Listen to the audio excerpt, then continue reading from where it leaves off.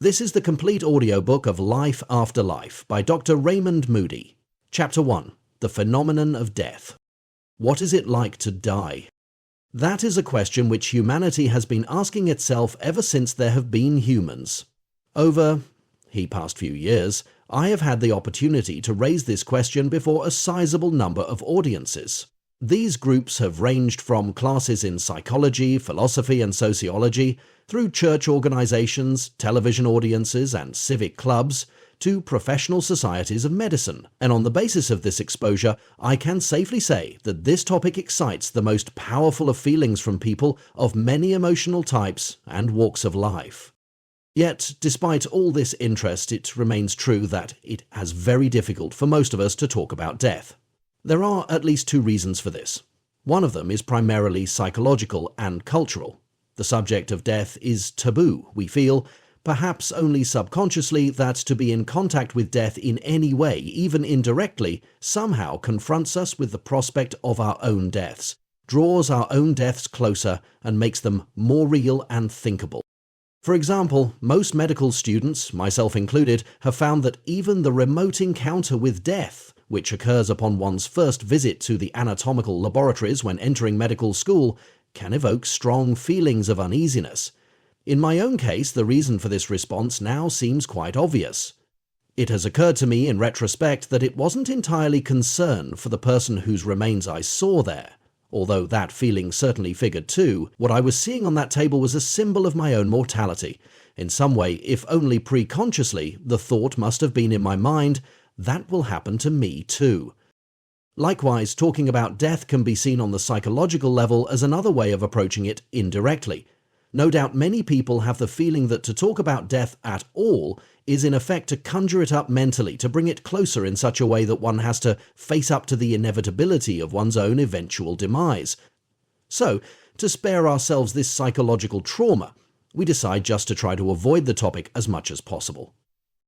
The second reason it is difficult to discuss death is more complicated, as it is rooted in the very nature of language itself. For the most part, the words of human language allude to things of which we have experience through our own physical senses. Death, though, is something which lies beyond the conscious experience of most of us, because most of us have never been through it. If we are to talk about death at all, then, we must avoid both social taboos and the deep-seated linguistic dilemmas which derive from our own inexperience. What we often end up doing is talking in euphemistic analogies. We compare death or dying with more pleasant things in our experience, things with which we are familiar.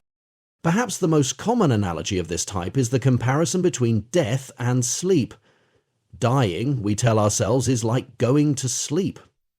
This figure of speech occurs very commonly in everyday thought and language, as well as in the literature of many cultures and many ages. It was apparently quite common even in the time of the ancient Greeks.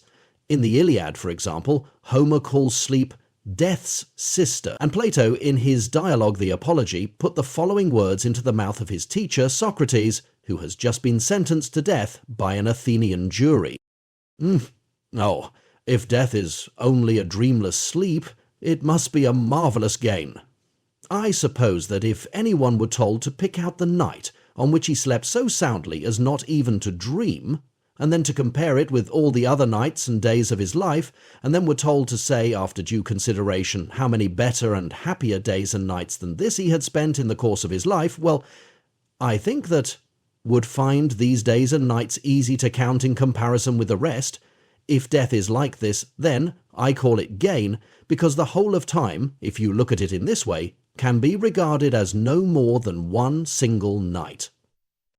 This same analogy is embedded in our own contemporary language. Consider the phrase to put to sleep.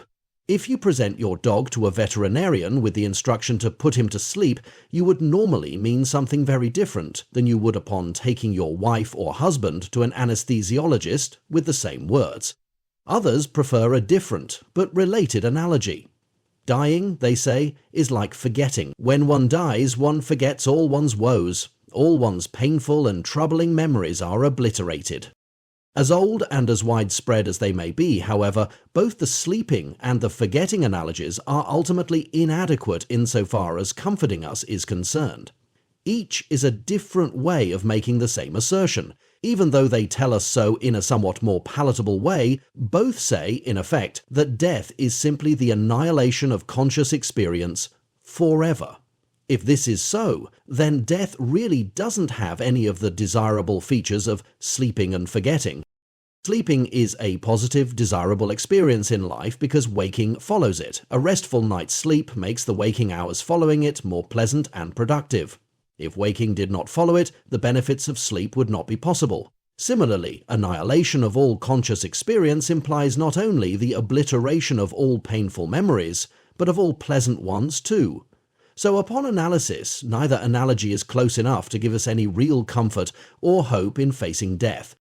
There is another view, however, which disavows notion that death is annihilation of consciousness. According to this other, perhaps more ancient tradition, some aspect of the human being survives even after the physical body ceases to function and is ultimately destroyed.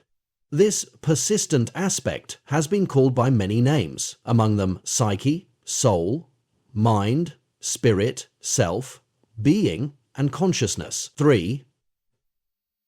Why, whatever name it is called, the notion that one passes into another realm of existence upon physical death is among the most venerable of human beliefs. There is a graveyard in Turkey which was used by Neanderthal men approximately 100,000 years ago.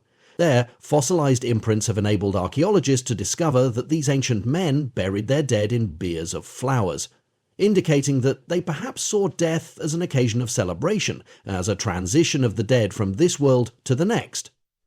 Indeed, graves from very early sites all over the earth give evidence of the belief in human survival of bodily death. In short, we are faced with two contrasting answers to our original question about the nature of death, both of ancient derivation, yet both widely held even today.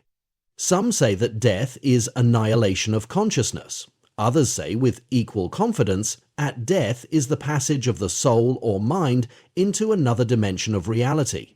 In what follows, I do not wish in any way to dismiss either answer. I simply wish to give a report on a search which I have personally undertaken.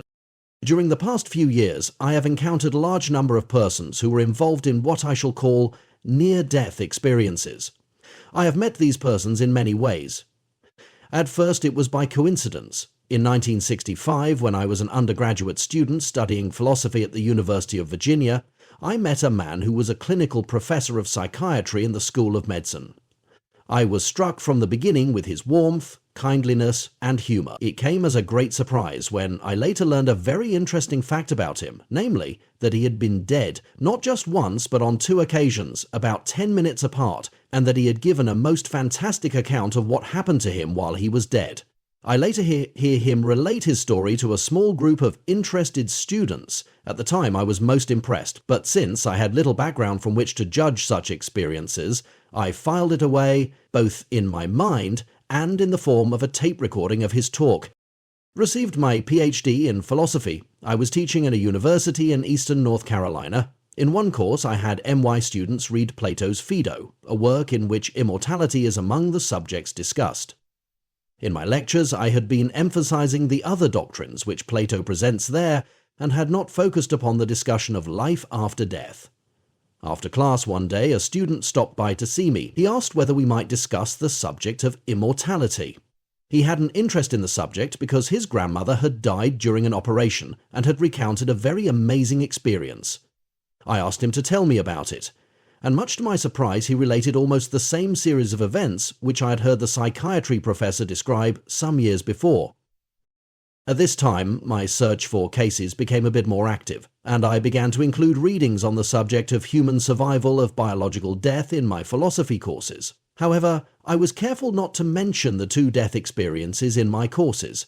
I adopted, in effect, a wait-and-see attitude. If such reports were fairly common, I thought, I would probably hear of more if I just brought up the general topic of survival in philosophical discussions, expressed a sympathetic attitude toward the question, and waited.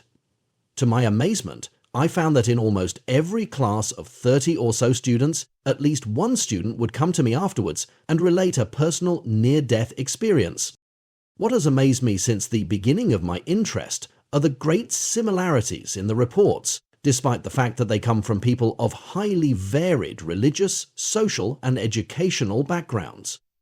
By the time I entered medical school in 1972, I had collected a sizable number of these experiences, and I began mentioning the informal study I'd been doing to some of my medical acquaintances. Eventually, a friend of mine talked me into giving a report to a medical society, and other public talks followed. Again, I found that after every talk, someone would come up to tell me of an experience of his own. As I became more widely known for this interest, doctors began to refer to me persons whom they had resuscitated and who reported unusual experiences. Still others had written to me with reports after newspaper articles about my studies appeared. At the present time, I know of approximately 150 cases of this phenomenon. The experiences which I have studied fall into three distinct categories. 1. The experiences of persons who were resuscitated after having been thought, adjudged, or pronounced clinically dead by their doctors. 2. The experiences of persons who, in the course of accidents or severe injury or illness, came very close to physical death. The experiences of persons who, as they died, told them to other people who were present. Later, these other people reported the content of the death experience to me. From the vast amount of material that could be derived from 150 cases, selection obviously has occurred. Some of it has been purposeful. For example, although I have found reports of the third type to complement and to agree very well with experiences of the first two types, I have for the most part dropped them from consideration for two reasons. First, it helps to reduce the number of cases studied to a more manageable level, and second, it enables me to stick as close as possible to first-hand reports. Thus, I have interviewed in great detail some 50 persons upon whose experiences I am able to report. Of these, the cases of the first type, those in which an apparent clinical death actually occurs, are certainly more dramatic than those of the second type, in which only a close brush with death occurs. Indeed, whenever I have given public talks on this phenomenon, the death episodes have invariably drawn most of the interest. Accounts in the press have sometimes been written so as to suggest they are the only type of case with which I have dealt. However, in selecting the cases to be presented in this book, I have avoided the temptation to dwell only on those cases in which a death event took place, for, as will become obvious, cases of the second type are not different from, but rather form a continuum with, cases of the first type.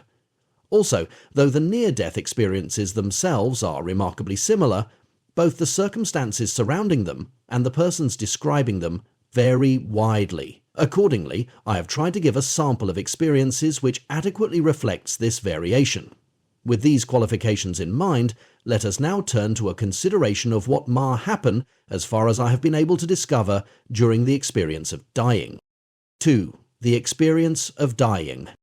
Despite the wide variation in the circumstances surrounding close calls with death and in the types of persons undergoing them, it remains true that there is a striking similarity among the accounts of the experiences themselves. In fact, the similarities among various reports are so great that one can easily pick out about 15 separate elements which recur again and again in the mass of narratives that I have collected. On the basis of these points of likeness, let me now construct a brief, theoretically ideal or complete experience, which embodies all of the common elements in the order in which it is typical for them to occur. A man is dying, and as he reaches the point of greatest physical distress, he hears himself pronounced dead by his doctor. He begins to hear an uncomfortable noise, a loud ringing or buzzing, and at the same time feels himself moving very rapidly through a long dark tunnel. After this, he suddenly finds himself outside his own physical body, but still in the immediate physical environment, and he sees his own body from a distance as though he is a spectator. He watches the resuscitation attempt from this unusual vantage point and is in a state of emotional upheaval. After a while, he collects himself and becomes more accustomed to his odd condition. He notices that he still has a body, but one of a very different nature, and with very different powers from the physical body he has left behind. Soon other things begin to happen. Others come to meet and to help him. He glimpses the spirits of relatives and friends who have already died, and a loving, warm spirit a kind he has never encountered before. A being of light appears before him. This being asks him a question non-verbally to wake him, evaluate his life, and helps him along by showing him a panoramic, instantaneous playback of the major events of his life. At some point he finds himself approaching some sort of barrier or border, apparently representing the limit between earthly life and the next life. Yet he finds that he must go back to the earth, that the time for his death has not yet come. At this point he resists, for by now he is taken up with his experiences in the afterlife and does not want to return. He is overwhelmed by intense feelings of joy, love, and peace. Despite Elizotho, D is somehow reunites with his physical body and lives. Later he tries to tell others, but he has trouble doing so. In the first place, he can find no human words adequate to describe these unearthly episodes. He also finds that others scoff, so he stops telling other people. Still, the experience affects his life profoundly, especially his views about death and its relationship to life. It is important to bear in mind that the above narrative is not meant to be a representation of any one person's experience. Rather, it is a model, a composite of the common elements found in very many stories. I introduce it here only to give a preliminary general idea of what a person who is gyring may experience. Since it is an abstraction rather than an actual account, in the present chapter I will discuss in detail each common element, found in very many examples. Ineffability. The general understanding we have of language depends upon the existence of a broad community of common experience in which almost all of us participate. This fact creates an important difficulty which complicates all of the discussion which is to follow. The events which those who have come near death have lived through lie outside our community of experience, so one might well expect that they would have some linguistic difficulties in expressing what happened to them. In fact, this is precisely the case. The persons involved uniformly characterize their experiences as ineffable, that is, inexpressible. Many people have made remarks to the effect that there are just no words to express what I am trying to say, or they just don't make adjectives and superlatives to describe this. One woman put this to me very succinctly when she said, "Now, there is a real problem for me as I'm trying to tell you this because all the words I know are three-dimensional. As I was going through this, I kept thinking, well, when I was taking geometry, they always told me there were only 3 dimensions, and I always just accepted that. But they were wrong. There are more. And, of course, our world, the one we're living in now, is 3-dimensional, but the next one definitely isn't. And that's why it's so hard to tell you this. I have to describe it to you in words that are 3-dimensional. That's as close as I can get to it, but it's not really adequate. I can't really give you a complete picture." Hearing the news. Numerous people have told of hearing their doctors or other spectators in effect pronounce them dead. One woman related to me that, "I was in the hospital, but they didn't know what was wrong with me, so Dr. James, my doctor, sent me downstairs to the radiologist for liver scans so they could find out. First, they tested this drug they were going to use on my arm, since I had a lot of drug allergies, but there was no reaction, so they went ahead. When they used it this time, I arrested on them. I heard the radiologist who was working on me go over to the telephone, and I heard very clearly as he dialed it. I heard him say, 'Dr. James, I've killed your patient Mrs. Martin,' and I knew I wasn't dead. I tried to move or to let them know, but I couldn't. When they were trying to resuscitate me, I could hear them telling how many cc's of something to give me, but I didn't feel the needles going in.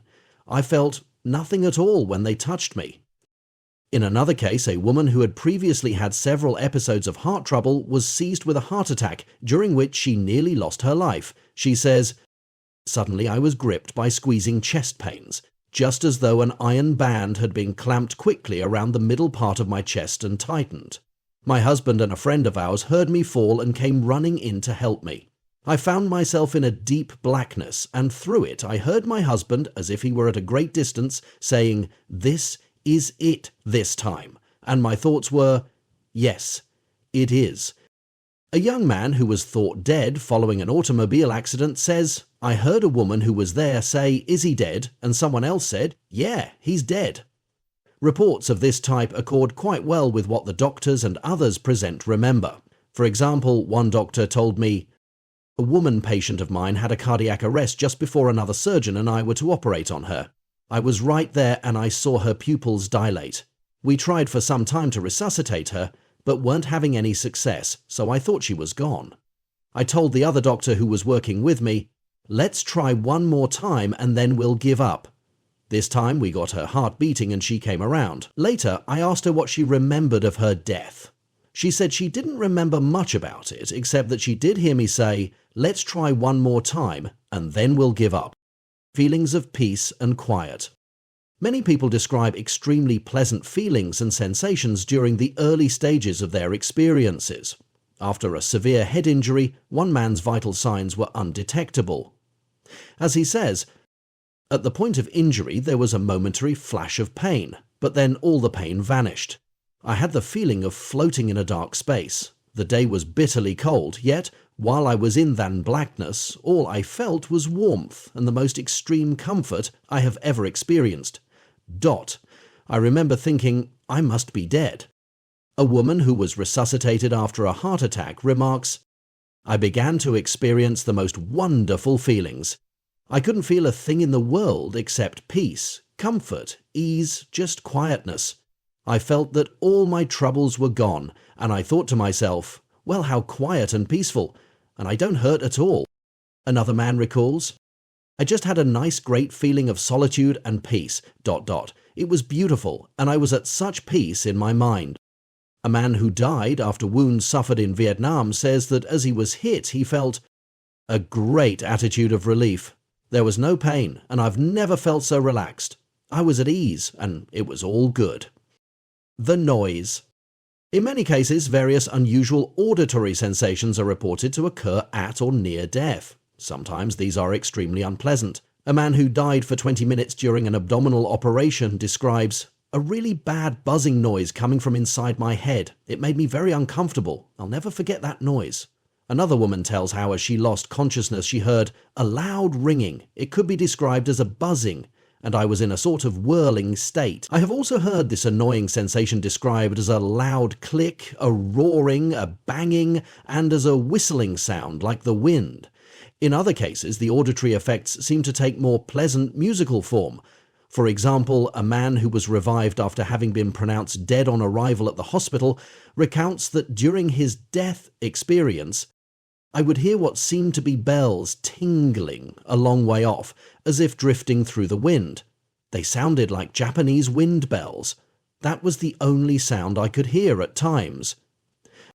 A young woman who nearly died from internal bleeding associated with a blood clotting disorder says that at the moment she collapsed, "I began to hear music of some sort, a majestic, really beautiful sort of music."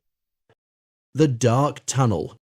Often concurrently with the occurrence of the noise, people have the sensation of being pulled very rapidly through a dark space. Of some kin, many different words are used to describe T-space. I have heard this space described as a cave, a well, a trough, an enclosure, a tunnel, a funnel, a vacuum, a void, a sewer, a valley, and a cylinder.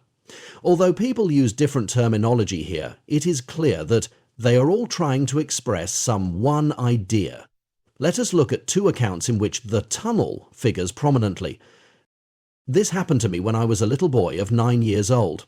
That was 27 years ago, but it was so striking that I have never forgotten it.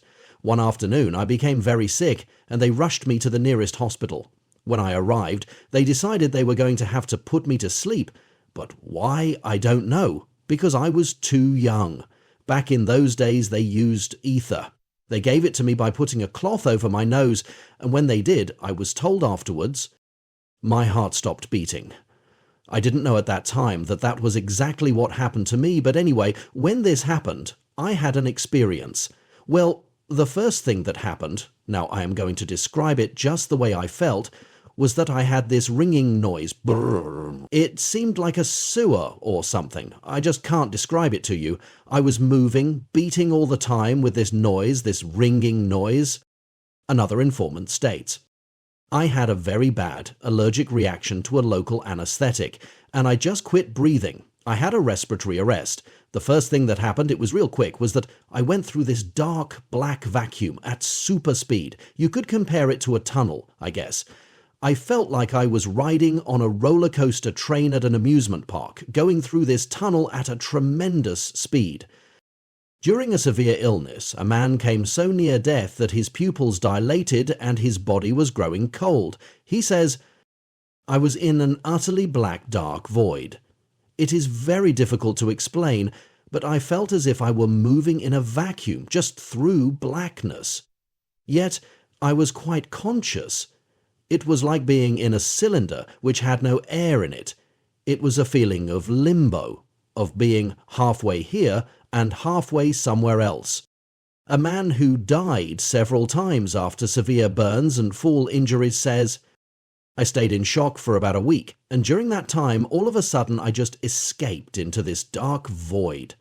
It seemed that I stayed there for a long time, just floating and tumbling through space. I was so taken up with this void that I just didn't think of anything else." Before the time of his experience, which took place when he was a child, one man had had a fear of the dark. Yet, when his heart stopped beating from internal injuries incurred in a bicycle accident, I had the feeling that I was moving through a deep, very dark valley. The darkness was so deep and impenetrable that I could see absolutely nothing, but this was the most wonderful, worry-free experience you can imagine. In another case, a woman had had peritonitis and relates, "My doctor had already called my brother and sister in to see me for the last time. The nurse gave me a shot to help me die more easily. The things around me in the hospital began to get further and further away. As they receded, I entered head first into a narrow and very, very dark passageway. I seemed to just fit inside of it. I began to slide down, down, down." One woman who was near death following a traffic accident drew a parallel from a television show. "There was a feeling of utter peace and quiet, no fear at all, and I found myself in a tunnel of concentric circles. Shortly after that, I saw a TV program called The Time Tunnel, where people go back in time through this spiraling tunnel. Well, that's the closest thing to it that I can think of." A man who came very near death drew a somewhat different parallel, one from his religious background. He says, "Suddenly I was in a very dark, very deep valley. It was as though there was a pathway, almost a road, through the valley, and I was going down the path. Later, after I was well, the thought came to me, well, now I know what the Bible means by the valley of the shadow of death, because I've been there. Out of the body." It is a truism that most of us, most of the time, identify ourselves with our physical bodies. We grant, of course, that we have minds too, but to most people our minds seem much more ephemeral than our bodies. The mind, after all, might be no more than the effect of the electrical and chemical activity which takes place in the brain, which is a part of the physical body. For many people, it is an impossible task even to conceive of what it would be like to exist in any other way than in the physical body to which they are accustomed. Prior to their experiences, the persons I have interviewed were not, as a group, any different from the average person with respect to this attitude. That is why, after his rapid passage through the dark tunnel, a dying person often has such an overwhelming surprise. For at this point, he may find himself looking upon his own physical body from a point outside of it, as though he were a spectator or a third person in the room, or watching figures and events on stage, in a play, or in a movie. Let us look now at portions of some accounts in which these uncanny out-of-the-body episodes are described. I was 17 years old and my brother and I were working at an amusement park. One afternoon we decided to go swimming, and there were quite a few of the other young people who went in with us. Someone said, "Let's swim across the lake." I had done that on numerous occasions, but that day, for some reason, I went down, almost in the middle of the lake. I kept bobbling up and down, and all of a sudden, it felt as though I were away from my body, away from everybody, in space, by myself. Although I was stable, staying at the same level, I saw my body in the water about 3 or 4 feet away, bobbling up and down. I viewed my body from the back and slightly to the right side. I still felt as though I had an entire body form, even while I was outside my body. I had an airy feeling that's almost indescribable. I felt like a feather. A woman recalls, About a year ago, I was admitted to the hospital with heart trouble, and the next morning, lying in the hospital bed, I began to have a very severe pain in my chest. I pushed the button beside the bed to call for the nurses, and they came in and started working on me. I was quite uncomfortable lying on my back, so I turned over, and as I did, I quit breathing and my heart stopped beating. Just then, I heard the nurses shout, "Code pink! Code pink!" As they were saying this, I could feel myself moving out of my body and sliding down between the mattress and the rail on the side of the bed. Actually, it seemed as if I went through the rail on down to the floor. Then I started rising upward slowly. On my way up, I saw more nurses come running into the room. There must have been a dozen of them. My doctor happened to be making his rounds in the hospital, so they called him, and I saw him come in too. I thought, I wonder what he's doing here.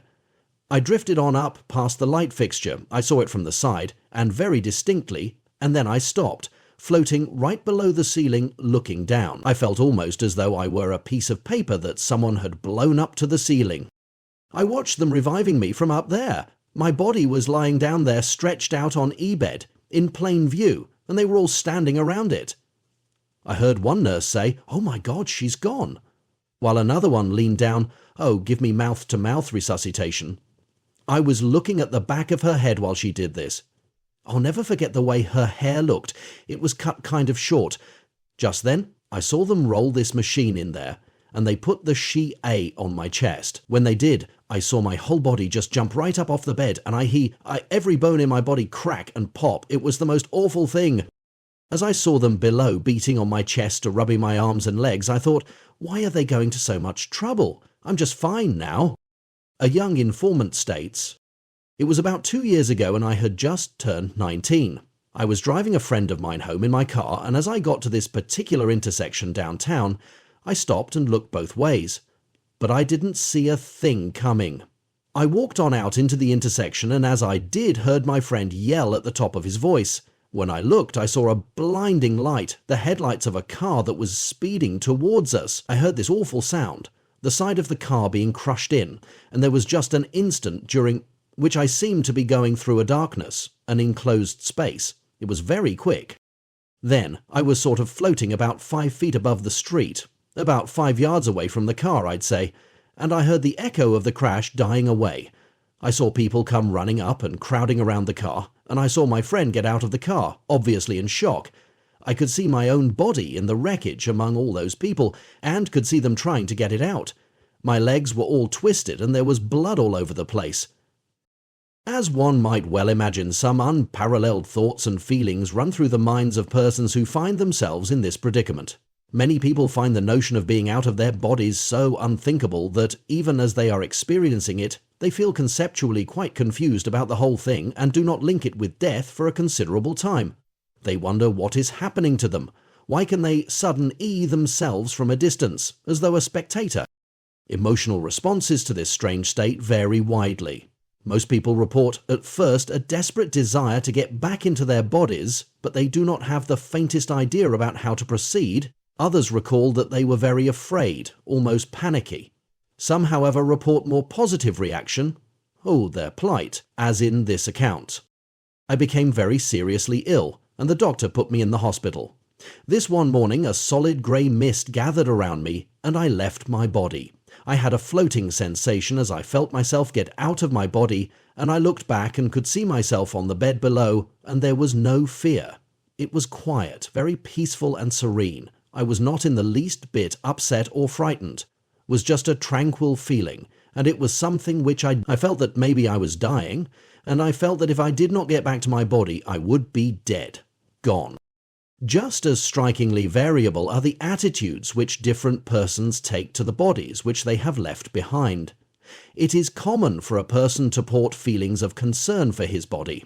One young woman who was a nursing student at the time of her experience expresses an understandable fear. This is sort of funny, I know, but in nursing school they had tried to drill it into us that we ought to donate our bodies to science. Well, all through this, as I watched them trying to start my breathing again, I kept thinking, I don't want them to use that body as a cadaver. I have heard 2 other persons express exactly this same concern when they found themselves out of their bodies. Interestingly enough, both of them were also in the medical profession, one a physician, the other a nurse. In another case, this concern took the form of regret. A man's heart stopped beating following a fall in which his body was badly mangled, and he recalls, "At one time, now, I know I was lying on the bed there, but I could actually see the bed and the doctor working on me. I couldn't understand it, but I looked at my own body lying there on the bed. And I felt real bad when I looked at my body and saw how badly it was messed up." Several persons have told me of having feelings of unfamiliarity toward their bodies, as in this rather striking passage.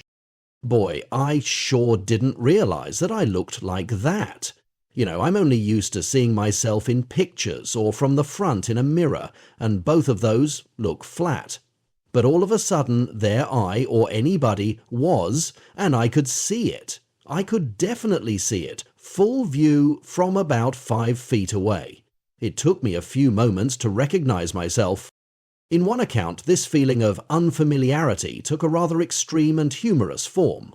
One man, a physician, tells how during his clinical death he was beside the bed, looking at his own cadaver, which by then had turned the ash-grey colour consumed by bodies after death. Desperate and confused, he was trying to decide what to do. He tentatively decided just to go away, as he was feeling very uneasy. As a youngster, he had been ghost stories by his grandfather, and paradoxically, he didn't like being around this thing that looked like a dead body, even if it was me. At the other extreme, some have told me that they had no particular feelings at all toward their bodies. One woman, for example, had a heart attack and felt certain she was dying. She felt herself being pulled through darkness, out of her body, moving rapidly away. She says, "I didn't look back at my body at all. Oh, I knew it was there all right, and I could have seen it had I looked. But I didn't want to look, not in the least, because I knew that I had done my best in my life, and I was turning my attention now to this other realm of things. I felt that to look back at my body would be to look back at the past, and I was determined not to do that." Similarly, a girl whose out-of-body experience took place after a wreck in which she sustained severe injuries says, "I could see my own body all tangled up in the car amongst all the people who had gathered around, but, I had no feelings for it. Or whatsoever. It was like it was a completely different human, or maybe even just an object. I knew it was my body, but I had no feelings for it."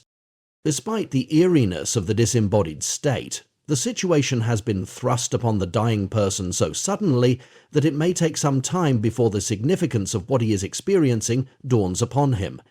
He may be out of his body for some time, desperately trying to sort out all the things that are happening to him and that are racing through his mind before he realizes that he is dying or even dead. When this realization comes, it may arrive with powerful emotional force and provoke startling thoughts. One woman remembers thinking, "Oh, I'm dead. How lovely." A man states that the thought came to him, this must be what they call death. Even when this realization comes, it may be accompanied by bafflement and even a certain refusal to accept one's state. One man, for example, remembers reflecting upon the biblical promise of 70 years and protesting that he had had just barely 1 score. A young woman gave a very impressive account of such feelings when she told me that, "I thought I was dead and I wasn't sorry that I was dead, but I just couldn't figure out where I was supposed to go. My thought and my consciousness were just like they are in life, but I just couldn't figure all this out. I kept thinking, where am I going to go? What am I going to do? And my God, I'm dead. I can't believe it." Because you never really believe, I don't think, fully, that you're going to die. It's always something that's going to happen to the other person, and although you know it, you really never believe it deep down. And so I decided I was just going to wait until all the excitement died down and they carried my body away and try to see if I could figure out where to go from there. In 1 or 2 cases I have studied, dying persons whose souls, minds, consciousnesses, or whatever you want to label them, were released from their bodies, say that they didn't feel that after release they were in any kind of body at all, they felt as though they were pure consciousness. One man relates that during his experience he felt as though he were able to see everything around me, including my whole body as it lay on the bed, without occupying any space, that is, as if he were a point of consciousness. A few others say that they can't really remember whether or not they were in any kind of body after getting out of their physical one, because they were so taken with the events around them. Far and away the majority of my subjects, however, report that they did find themselves in an other body upon release from the physical one. Immediately, though, we are into an area with which it is extremely difficult to deal. This new body is one of the 2 or 3 aspects of death experiences in which the inadequacy of human language presents the greatest obstacles. Almost everyone who has told me of this body has at some point become frustrated and said, "I can't describe it," or made some remark to the same effect. Nonetheless, the accounts of this body bear a strong resemblance to one another. Thus, although different individuals use different words and draw different analogies, these varying modes of expression do seem to fall very much within the same arena. The various reports are also in very decided agreement about the general properties and characteristics of the new body. So, to adopt a term for it which will sum up its properties fairly well, and which has been used by a couple of my subjects, I shall henceforth call it the spiritual body. Dying persons are likely first to become aware of their spiritual bodies in the guise of their limitations. They find, when out of their physical bodies, that, although they may try desperately to tell others of their plight, no one seems to hear them. This is illustrated very well in this excerpt from the story of a woman who suffered a respiratory arrest and was carried to the emergency room, where a resuscitation attempt was made. I saw them resuscitating me. It was really strange. I wasn't very high. It was almost like I was on a pedestal, but not above them to any great extent, just maybe looking over them. I tried talking to them, but nobody could hear me. Nobody would listen to me. To complicate the fact that he is apparently inaudible to people around him, the person in a spiritual body soon finds that he is also invisible to others.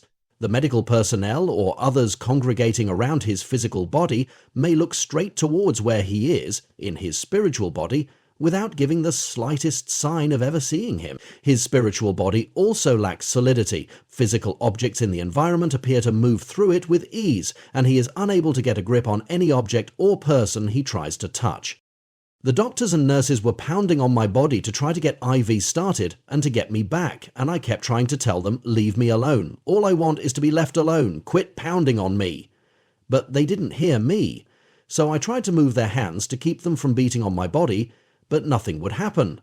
I couldn't get anywhere. It was like, I don't really know what happened, but I couldn't move their hands. It looked like I was touching their hands and I tried to move them, yet when I would give it the stroke, their hands were still there. I don't know whether my hand was going through it, around it, or what. I didn't feel any pressure against their hands when I was trying to move them. Or people were walking up from all directions to get to the wreck. I could see them, and I was in the middle of a very narrow walkway. Anyway, as they came by, they wouldn't seem to notice me. They would just keep walking with their eyes straight ahead. As they came real close, I would try to turn around to get out of their way, but they would just walk through me. Further, it is invariably reported that this spiritual body is also weightless. Most first notice this when, as in some of the excerpts given above, they find themselves floating right up to the ceiling of the room or into the air. Many describe a floating sensation, a feeling of weightlessness or a drifting feeling in association with their new bodies. Normally, while in our physical bodies, we have many modes of perception, which tell us where our bodies and their various parts are in space at any given moment and whether they are moving. Vision and the sense of equilibrium are important in this respect, of course, but there is another related sense. Kinesthesia is our sense of motion or tension in our tendons, joints, and muscles. We are not usually aware of the sensations coming to us through our kinesthetic sense because our perception of it has become dulled through almost constant use. I suspect, however, that if it were suddenly to be cut off, one would immediately notice its absence. And in fact, quite a few persons have commented to me that they were aware of the lack of the physical sensations of body weight, movement, and position sense while in their spiritual bodies. These characteristics of the spiritual body, which at first seem to be limitations, can with equal validity be looked upon as the absence of limitations. Think of it this way. A person in the spiritual body is in a privileged position in relation to the other persons around him. He can see and hear them, but they can't see or hear him. Many a spy would consider this an enviable condition. Likewise, though the doorknob seems to go through his hand when he touches it, it really doesn't matter anyway, because he soon finds that he can just go through the door. Travel, once one gets the hang of it, is apparently exceptionally easy in this state. Physical objects present no barrier, and movement from one place to another can be extremely rapid, almost instantaneous. Furthermore, despite its lack of perceptibility, people in physical bodies, all who have experienced it are in agreement that the spiritual body is nonetheless something, impossible to describe though it may be. It is agreed that the spiritual body has a form or shape, sometimes a globular or an amorphous cloud, but also sometimes essentially the same shape as the physical body. And even parts, projections or surfaces analogous to arms, legs, a head, even when its shape is reported as being generally roundish in configuration, it is often said to have ends, a definite top and bottom, and even the parts just mentioned. I have heard this new body described in many different terms, but one may readily see that much the same idea is being formulated in each case.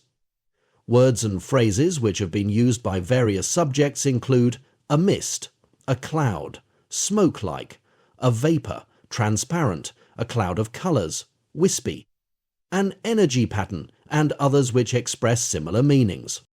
Finally, almost everyone remarks upon the timelessness of this out-of-body state. Many say that although they must describe their interlude in the spiritual body in temporal terms, since human language is temporal, time was not really an element of their experience as it is in physical life. Here are passages from 5 interviews in which some of these fantastic aspects of existence in the spiritual body are reported firsthand. I lost control of my car on a curve, and the car left the road and went into the air, and I remember seeing the blue sky and saw that the car was going down into a ditch. At the time the car left the road, I said to myself, "I'm in an accident." At that point, I kind of lost my sense of time, and I lost my physical reality as far as my body is concerned. I lost touch with my being, or myself, or my spirit, or whatever you would like to label it. I could sort of feel it rise out of me, out through my head, and it wasn't anything that hurt. It was just sort of like a lifting and it being above me. Felt as if it had a density to it. Almost, but not a physical density. Kind of like, I don't know, waves or something, I guess. Nothing really physical, almost as if it were charged, if you'd like to call it that, but it felt as if it had something to it. It was small, and it felt as if it were sort of circular with no rigid outlines to it. You could liken it to a cloud. It almost seemed as if it were in its own encasement. As it went out of my body, it seemed that a large end left first and the small end last. It was a very light feeling, very. There was no strain on my physical body. The feeling was totally separate. My body had no weight. The most striking point of the whole experience was the moment when my being was suspended above the front part of my head. It was almost like it was trying to decide whether it wanted to leave or to stay.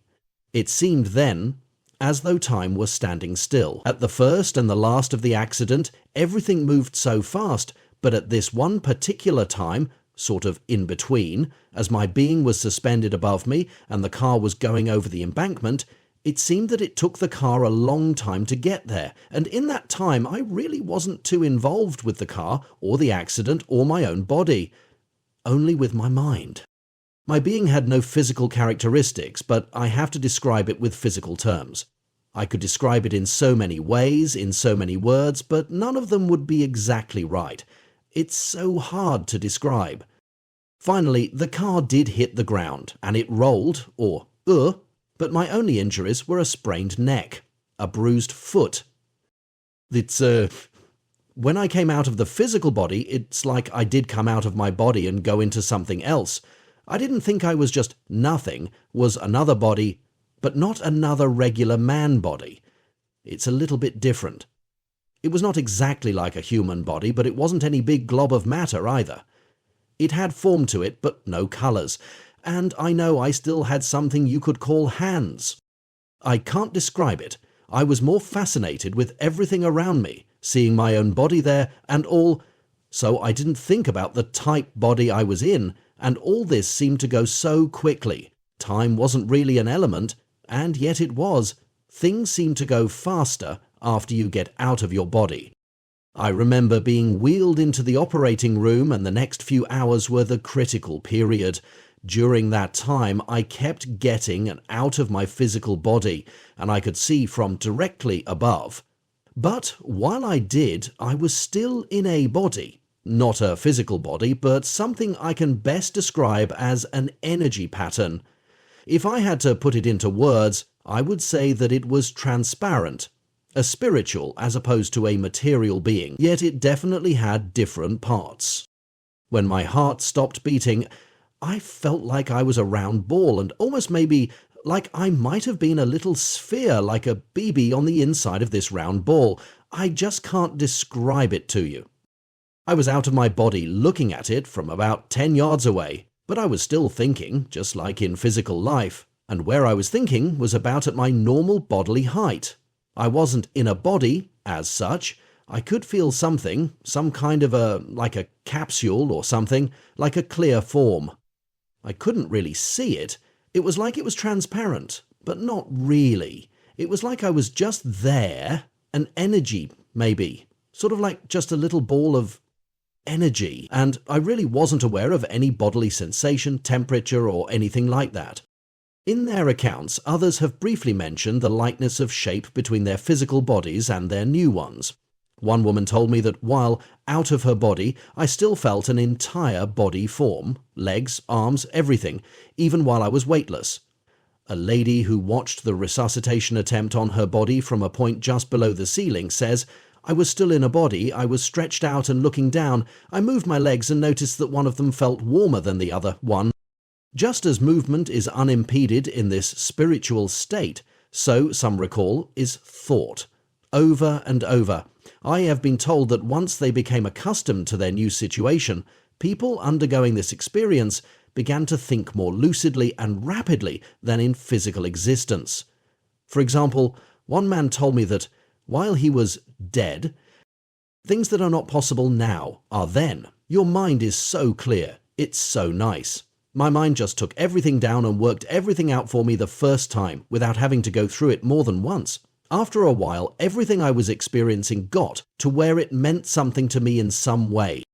Perception in the new body is both like and unlike perception in the physical body. In some ways, the spiritual form is more limited. As we saw, kinesthesia as such is absent. In a couple of instances, persons have reported that they had no sensation of temperature, while in most cases, feelings of comfortable warmth are reported. No one among all of my cases has reported any odors or tastes while out of their physical bodies.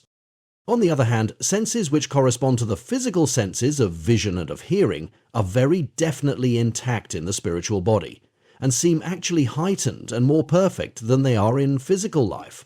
One man says that while he was dead, his vision seemed incredibly more powerful and, in his words, "I just can't understand how I could see so far." The woman who recalled this experience notes, "It seemed as if this spiritual sense had no limitations, as if I could look anywhere and everywhere."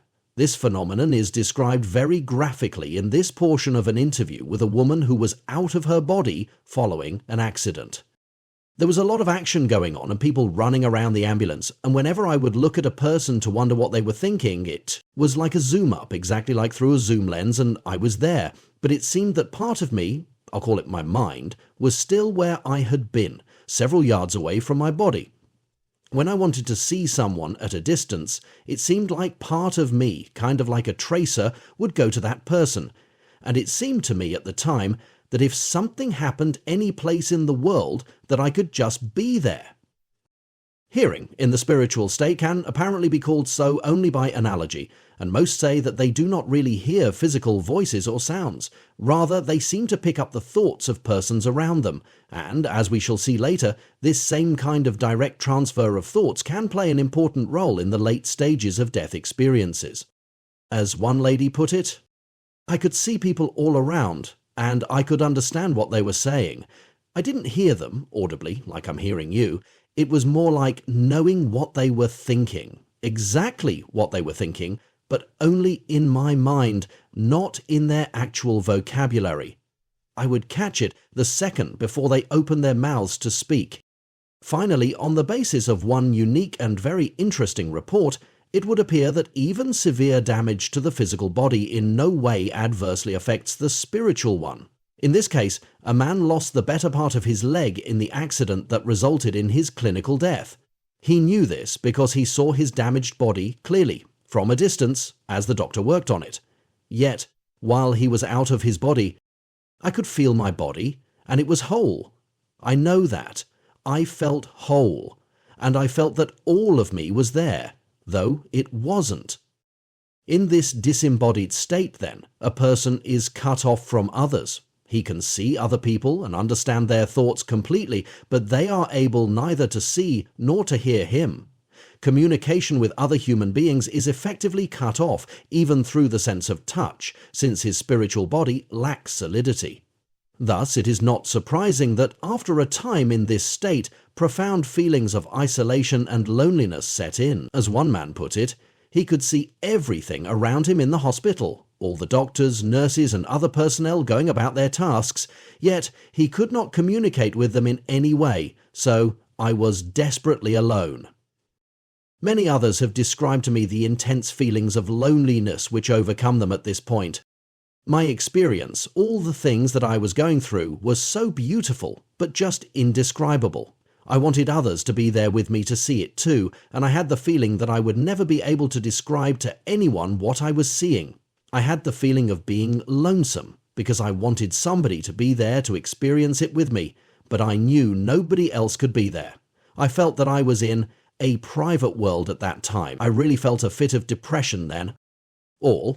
I was unable to touch anything, unable to communicate with any of the people around. It is an awesome, lonely feeling, a feeling of complete isolation. I knew that I was completely alone, by myself. And again, I was just amazed. I couldn't believe that it was happening. I wasn't really concerned or worried like, oh no, I'm dead and my parents are left behind and they'll be sad and I'll never see them again. Nothing like that ever entered my mind. I was aware the whole time of being alone though, very alone, almost like I was a visitor from someplace else. It was like all relations were cut. I know. It was like there was no love or anything. Everything was just so technical. I don't understand, really. The dying person's feelings of loneliness are soon dispelled, however, as he gets deeper into his near-death experience.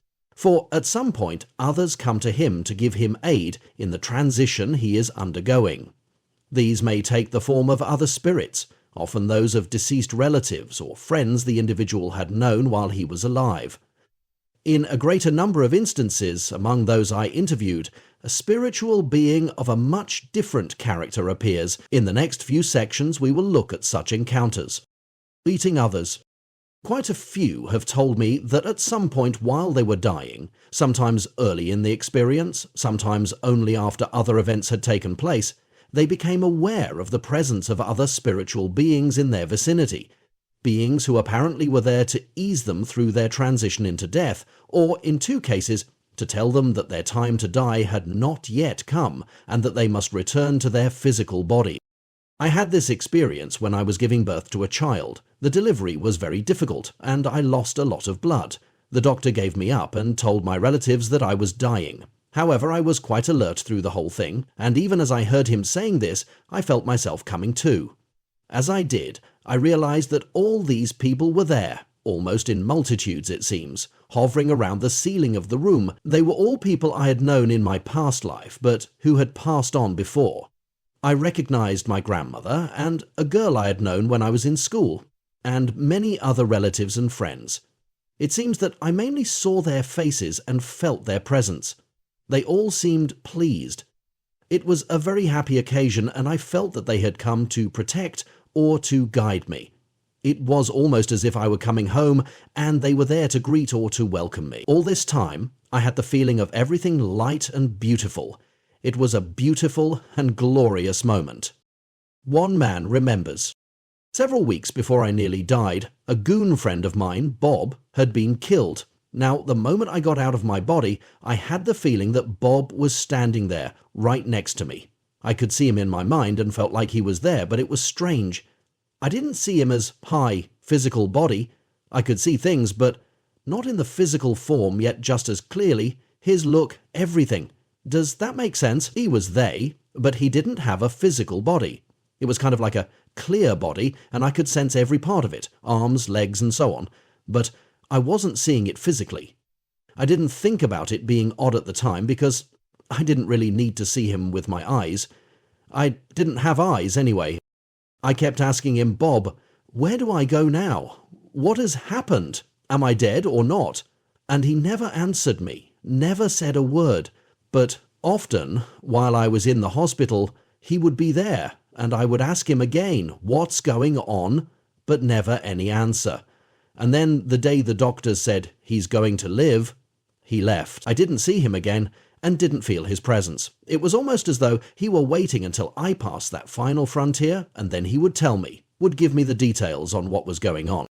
In other cases, the spirits people encounter are persons whom they knew in physical life. One man told of seeing during her out-of-body experience not only her own transparent spiritual why, but also another one. That of another person had died very recently.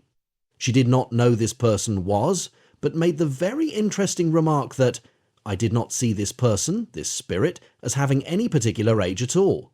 I didn't even have any sense of time myself. In a very few instances, people have come to believe that the beings they encountered were their guardian spirits. One man was told by such a spirit that, I have helped you through this stage of your existence, but now I am going to turn you over to others.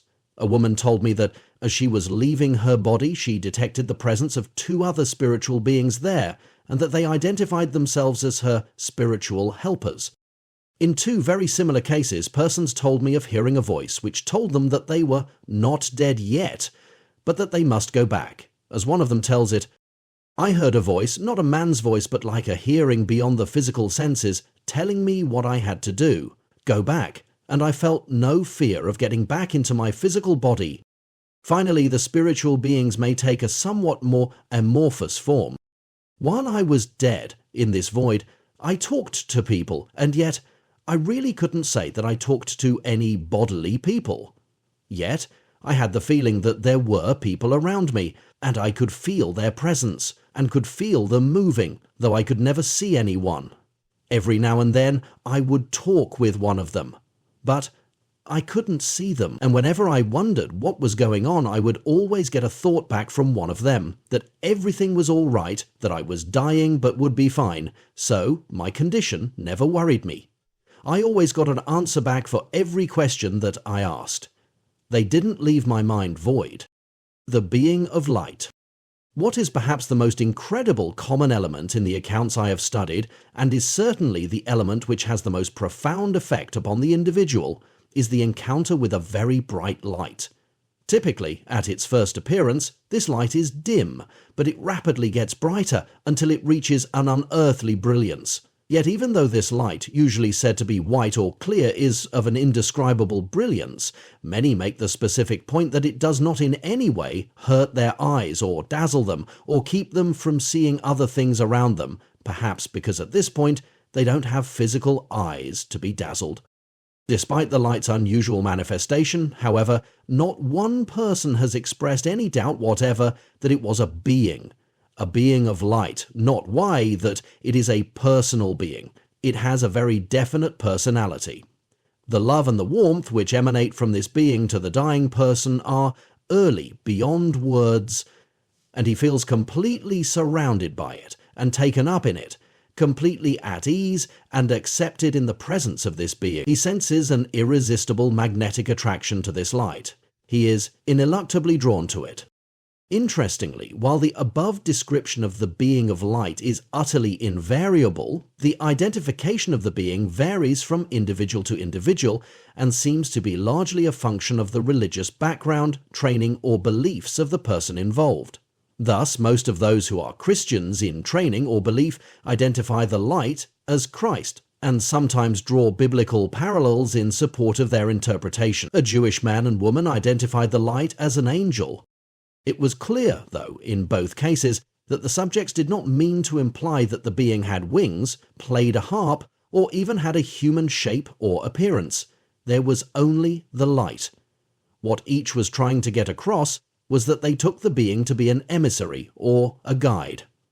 A man who had had no religious beliefs or training at all prior to his experience simply identified what he saw as a being of fight. The same label was used by one lady of the Christian faith who apparently did not feel any compulsion at all to call the light Christ. Shortly after its appearance, the being begins to communicate with the person who is passing over. Notably, this communication is of the same direct kind which we encountered earlier in the description of how a person in the spiritual body may pick up the thoughts of those around him. For here again, people claim that they did not hear any physical voice or sounds coming from the being, nor did they respond to the being through audible sounds. Rather, it is reported that direct, unimpeded transfer of thoughts takes place, and in such a clear way that there is no possibility whatsoever either of misunderstanding or of lying to the light. Furthermore, this unimpeded exchange does not even take place in the native language of the person. Yet he understands perfectly and is instantaneously aware. He cannot even translate the thoughts and exchanges which took place while he was near death into the human language, which he must speak now after his resuscitation. The next step of the experience clearly illustrates the difficulty of translating from this unspoken language. The being almost immediately directs a certain thought to the person interveno's presence. It has come so dramatically. Usually the persons with whom I have talked try to formulate the thought into a question. Among the translations I have heard are you prepared to die? Are you ready to die? What have you do with your life to show me? And what have you done with your life that is sufficient? The first two formulations, which stress preparation, might at first seem to have a different sense from the second pair, which emphasize accomplishment. However, some support for my own feeling that everyone is trying to express the same thought comes from the narrative of one woman who put it this way. The first thing he said to me was that he kind of asked me if I was ready to die, or what I had done with my life that I wanted to show him. Furthermore, even in the case of more unusual ways of phrasing the question, it turns out, upon elucidation, to have much the same force. For example, one man told me that during his death, the voice asked me a question, is it worth it? And what it meant was, did the kind of life I had been leading up to that point seem worthwhile to me then, knowing what I then knew? Incidentally, all insist that this question, ultimate and profound as it may be in its emotional impact, is not at all asked in condemnation. The being, all seem to agree, does not direct the question to them, to accuse or to threaten them, for they still feel the total love and acceptance coming from the light, no matter what their answer may be. Rather, the point of the question seems to be to make them think about their lives, to draw them out. It is, if you will, a Socratic question, one asked not to acquire information, but to help the person who is being asked to proceed along the path to the truth by himself. Let us look at some first-hand accounts of this fantastic being. I heard the doctors say that I was dead, and that's when I began to feel as though I were tumbling, actually kind of floating through this blackness, which was some kind of enclosure. J. There are not really words to describe this. Everything was very black, except that, way off from me, I could see this light. It was a very, very brilliant light, but not too large at first. It grew larger as I came nearer and nearer to it. I was trying to get to that light at the end because I felt that it was Christ, and I was trying to reach that point. It was not a frightening experience, it was more or less a pleasant thing. For immediately, being a Christian, I had connected the light with Christ, who said, I am the T-light of the world. I said to myself, if this is it, if I am to die, then I know who waits for me at the end, there in that light. I got up and walked into the hall to go get a drink, and it was at that point, as they found out later, that my appendix ruptured. I became very weak and I fell down. I began to feel a sort of drifting, a movement of my real being in and out of my body, and to hear beautiful music. I floated on down the hall and out the door onto the screened-in porch.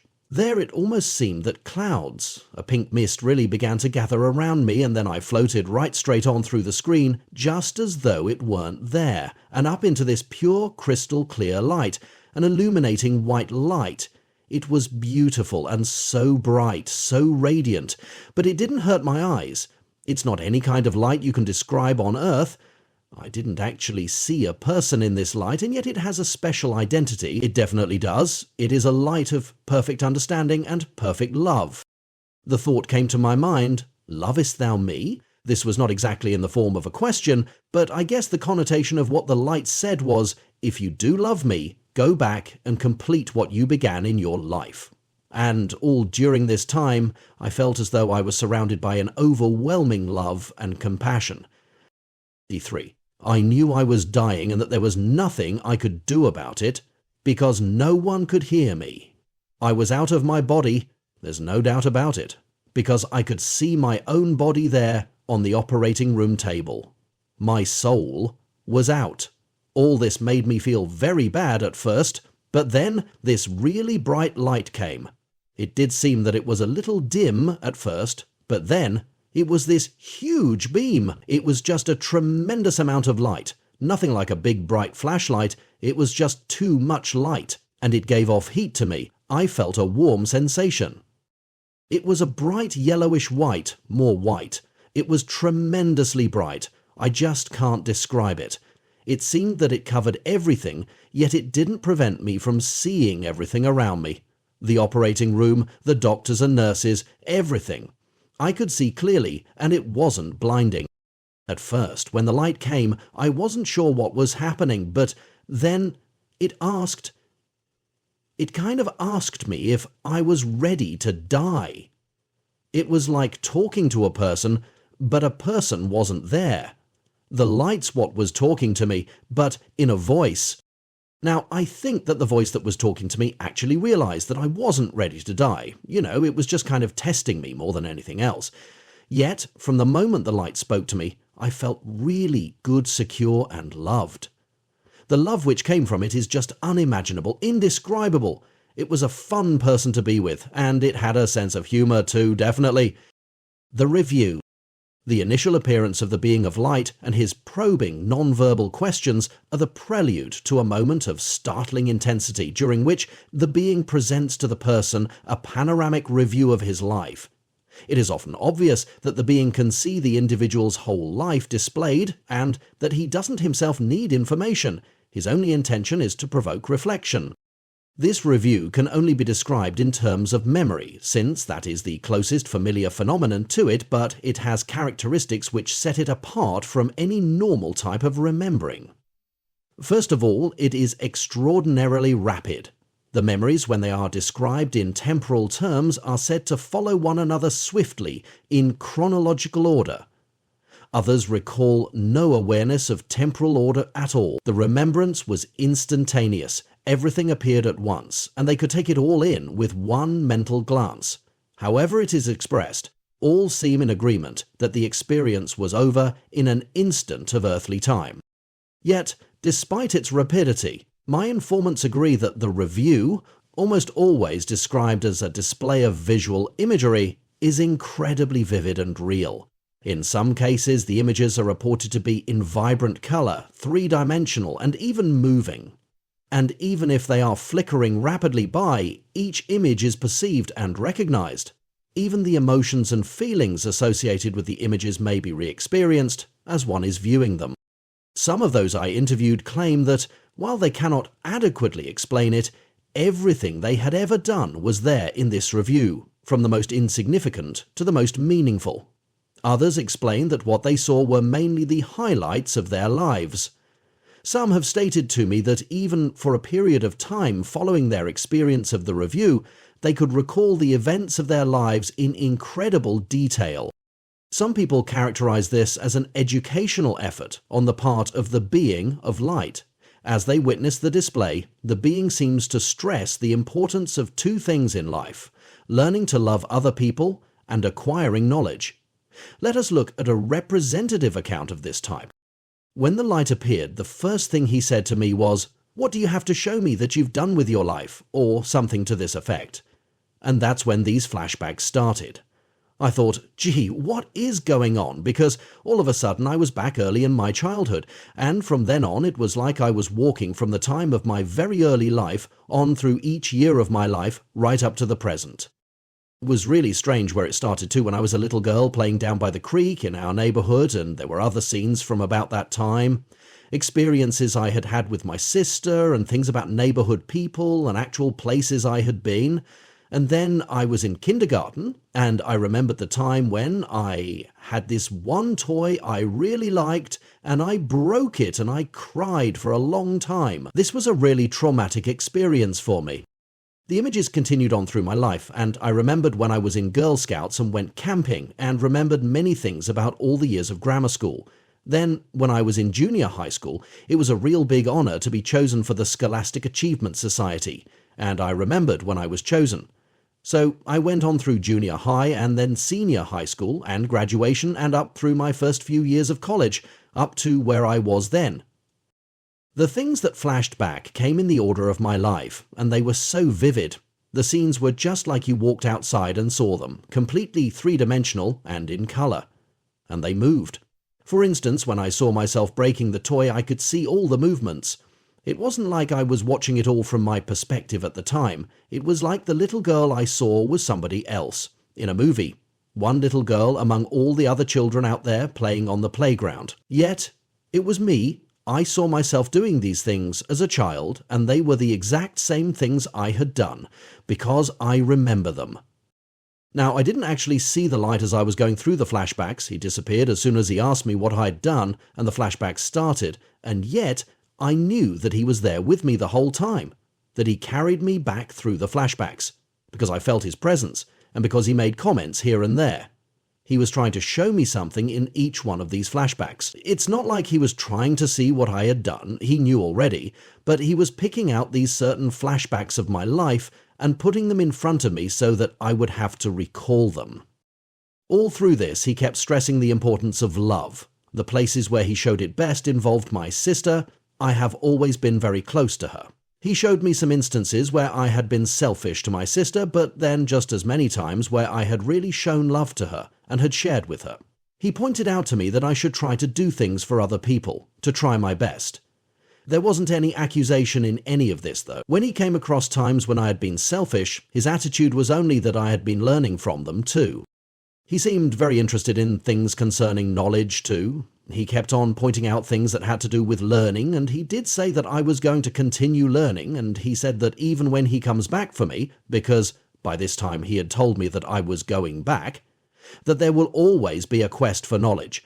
He said that it is a continuous process, so I got the feeling that it goes on after death. I think that he was trying to teach me as we went through those flashbacks.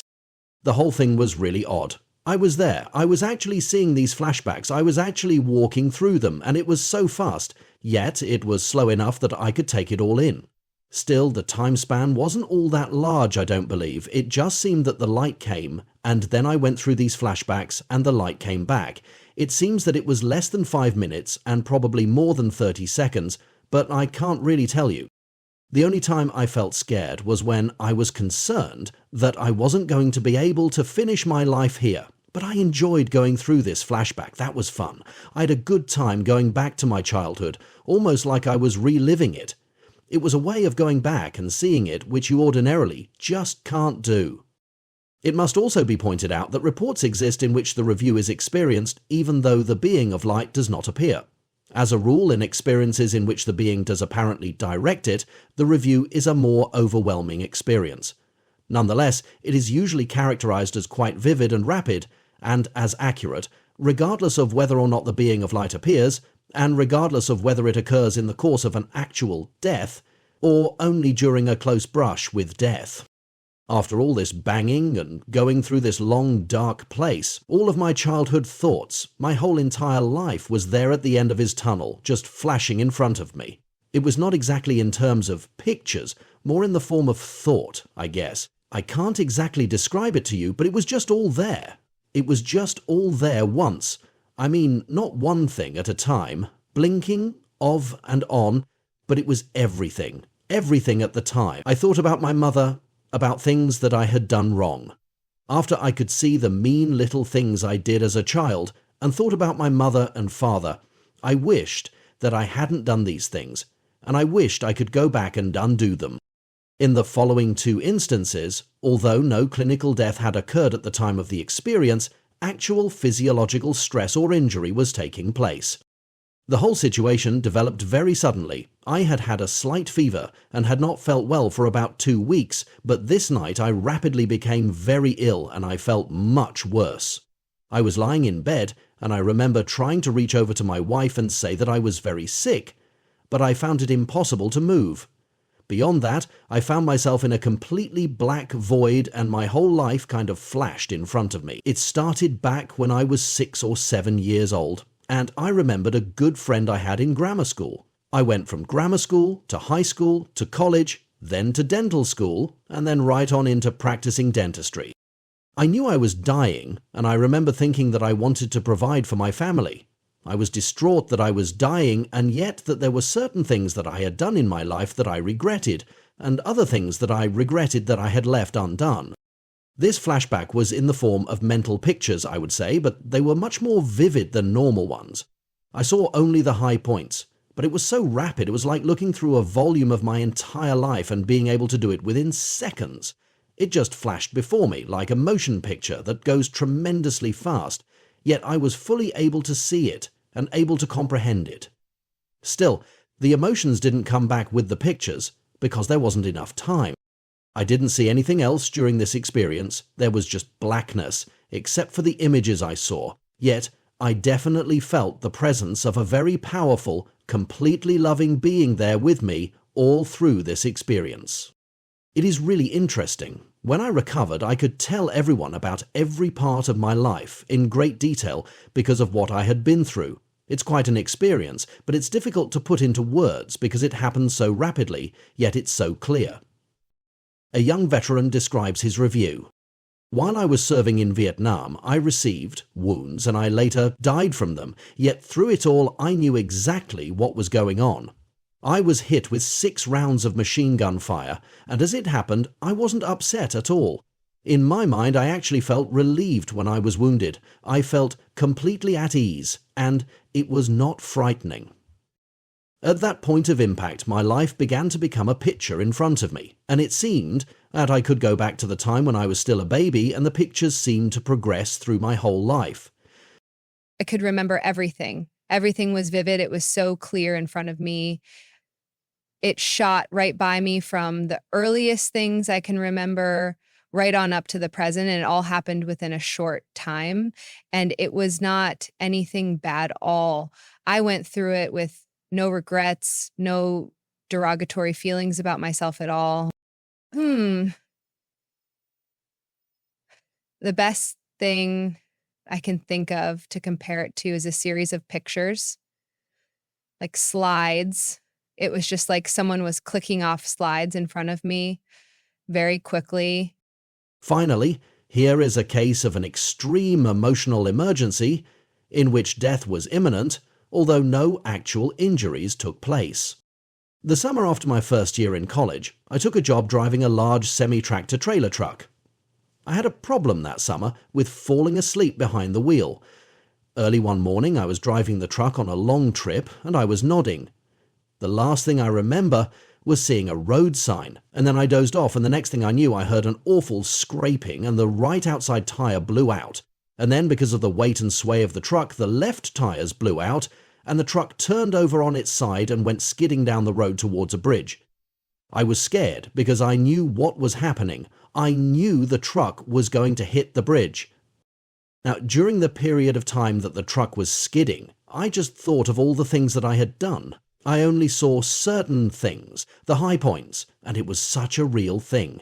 The first thing I remembered was following my father as he walked along the beach. It was when I was 2 years old, and there were a few other things in order from my early years, and after that I remembered breaking my new red wagon I had gotten for Christmas when I was 5. One remember crying as I went to school in the 1st grade, wearing that gaudy yellow raincoat my mother had bought me.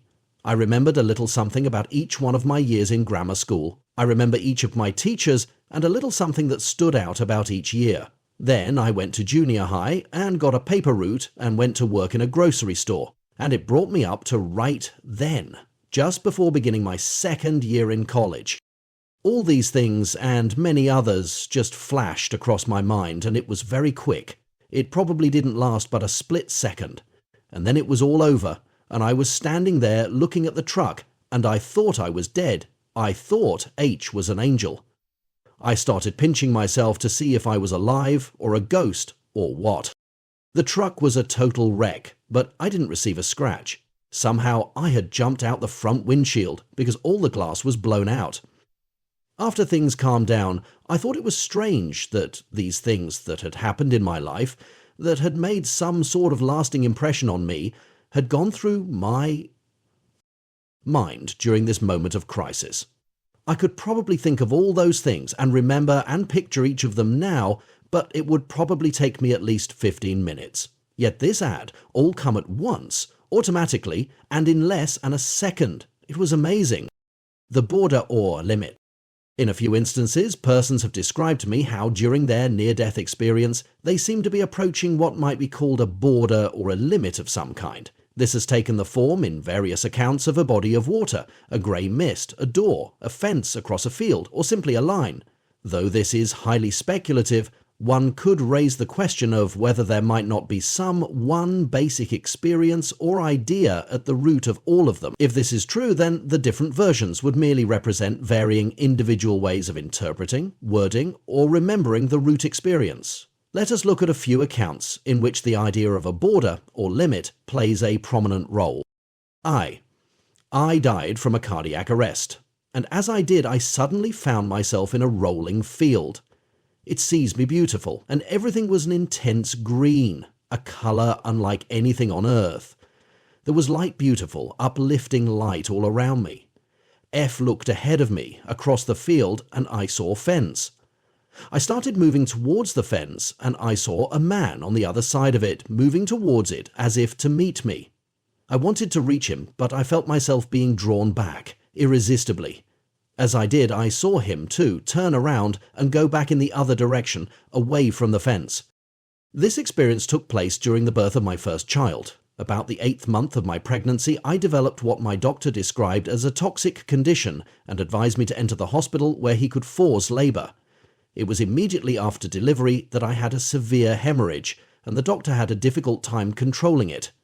I was aware of what was happening, as having been a nurse myself, I realized the danger. At this time, I lost consciousness and heard an annoying buzzing, ringing sound. The next thing I knew, it seemed as if I were on a ship or a small vessel sailing to the other side of a large body of water. On the distant shore, I could see all of my loved ones who had died. My mother, my father, my sister, and others. I could see them, could see their faces, just as they were when I knew them on Earth. They seemed to be beckoning me to come on over, and all the while I was saying, No, I'm not ready to join you. I don't want to die. I'm not ready to go. Now, this was the strangest experience, because all this time I could see all the doctors and nurses too as they worked on my body, but it seemed as if I were a spectator rather than that person, that body they were working on. Was trying so hard to get through to my doctor, I'm not going to die, but no one could hear me. Everything, the doctors, the nurses, the delivery room, the ship, the water, and the far shore was just sort of a conglomerate. It was all together, as if one scene was superimposed right on top of the other. Finally, the ship almost reached the far shore, but just before it did, it turned around and started back. I did finally get through to my doctor, and I was saying I'm not going to die. It was at this point, I guess, that I came around, and the doctor explained what had happened, that I had had a postpartum hemorrhage, and that they had nearly lost me, but that I was going to be all right. I was hospitalized for a severe kidney condition, and I was in a coma for approximately a week. My doctors were extremely uncertain as to whether I would live. During this period when I was unconscious, I felt as though I were lifted right up, just as though I didn't have a physical body at all. A brilliant white light appeared to me. The light was so bright that I could not see through it, but going into its presence was so calming and so wonderful. There is just no experience on earth like it.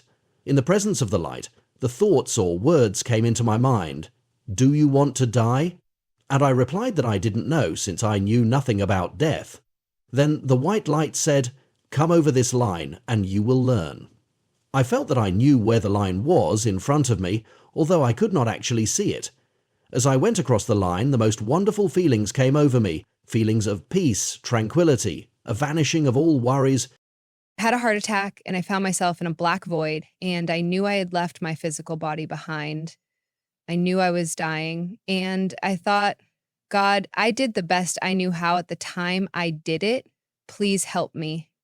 Immediately, I was moved out of that blackness through a pale gray, and I just went on, gliding and moving swiftly, and in front of me, in the distance, I could see a gray wrist, and I was rushing toward it. It seemed that just couldn't get to it fast enough to satisfy me, and as I got closer to it, I could see through it. Beyond the mist, I could see people, and their forms were just like they are on the earth. And I could also see something which one could take to be buildings. The whole thing was permeated with the most gorgeous light of living, golden yellow glow, a pale color, not like the harsh gold color we know on Earth. As I approached more closely, I felt certain that I was going through that mist. It was such a wonderful, joyous feeling. There are just no words in the human language to describe it. Yet, wasn't my time to go through the mist? Because instantly from the other side appeared my Uncle Carl, who had died many years earlier. He blocked my path, saying, "Go back. Your work on earth has not been completed. Go back now." I didn't want to go back, but I had no choice, and immediately I was back in my body. I felt that horrible pain in my chest, and I heard my little boy crying, "God, bring my mummy back to me." I was taken to the hospital for a critical condition they said was an inflammation, and my doctor said I wasn't going to make it. One told my relatives to come, because I wasn't going to be here much longer. They came and gathered around my bed, and as the doctor thought was dying, my relatives looked like they were going farther away from me. It looked like they were going back, instead of me going away from them. It got dimmer and dimmer, but I saw them. I lost consciousness and didn't seem to know anything else about what was going on in the hospital room. But I was in a narrow V-shaped passage, like a trough, about the width of this chair. It just fit my body, and my hands and arms seemed to be down at my side. I went head first, and it was dark, dark as it could be in there. I moved on through it, downward, and I looked up and saw a beautiful polished door with no knob. Around the edges of the door I could see a really brilliant light, with rays just streaming like everybody was so happy in there, and reeling around, moving around. It seemed like it was awfully busy in there. I looked up and said, "Lord, here I am. If you want me, take me." Boy, he shot me back so fast it felt like I almost lost my breath. Coming back. Obviously, all the persons with whom I have talked had to come back at some point in their experience. Usually, though, an interesting change in their attitude had taken place by this time. Remember that the most common feelings reported in the first few moments following death are a desperate desire to get back into the body, and an intense regret over one's demise. However, once the dying person reaches a certain depth in his experience, he does not want to come back, and he may even resist the return to the body. This is especially the case for those who have gotten so far as to encounter the being of light. As one man put it, most emphatically, "I never wanted to leave the presence of this being." Exceptions to this generalization are often only apparent, not real. Several women who were mothers of young children at the time of their experience have told me that, while for themselves they would have preferred to stay where they were, they felt an obligation to try to go back and to raise their children. I wondered whether I should stay there, but as I did, I remembered my family, my 3 children and my husband. Now, this is the part that is hard to get across. When I had this wonderful feeling, there, in the presence of twilight, I really didn't want to come back. But take my responsibilities very seriously, and I knew that I had a duty to my family. So I decided to try to come back. In several other cases, persons have told that, though they were comfortable and secure in their new disembodied existence, and were even enjoying it, they felt happy to be able to return to physical life, since they had left some important task undone. In a few cases, this has taken the form of a desire to complete an unfinished education. I had completed 3 years of college and had only 1 more year to go.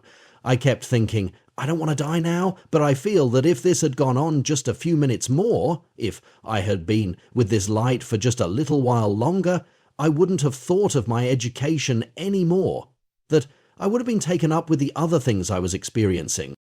The accounts I have collected present an extremely varied picture when it comes to the question of the mode of return to physical life and of why the return took place. Most say simply that they do not know how or why they returned, or that they can only make guesses. A few very definitely feel that their own decisions to get back to the body and to return to earthly life were the operative factors. I was out of my body and I realized that I had to make a decision. I knew that I could not stay out of my physical body for a very long period of time, so, well, for others this is very hard to understand, but for me then it was perfectly clearly new, that I had to decide whether to move on out or to get back in. It was wonderful over there on the other side, and I kind of wanted to stay, but knowing that I had something good to do on Earth was just as wonderful in a way. So I was thinking, yes, I must go back and live, and I got back into my physical body. I almost feel as though I stopped the bleeding myself. At any rate, I began to recover after that. Others feel that they were in effect allowed to live by God or by the being of light, either in response to their own request to be allowed to live, usually because the request was made unselfishly, or because God, or the being, apparently had some mission in mind for them to fulfill. I was above the table and I could see everything they were doing. I knew that I was dying, that this would be it. Yet I was concerned about my children, about who would take care of them. So I was not ready to go. The Lord permitted me to live. As one man remembers, I say God surely was good to me, because I was dead, and he let the doctors bring me back for a purpose. The purpose was to help my wife, I think, because she had a drinking problem, and I know that she just couldn't have made it without me. She is better now, though, and I really think it had a lot to do with what I went through. A young mother feels that. The Lord sent me back, but I don't know why.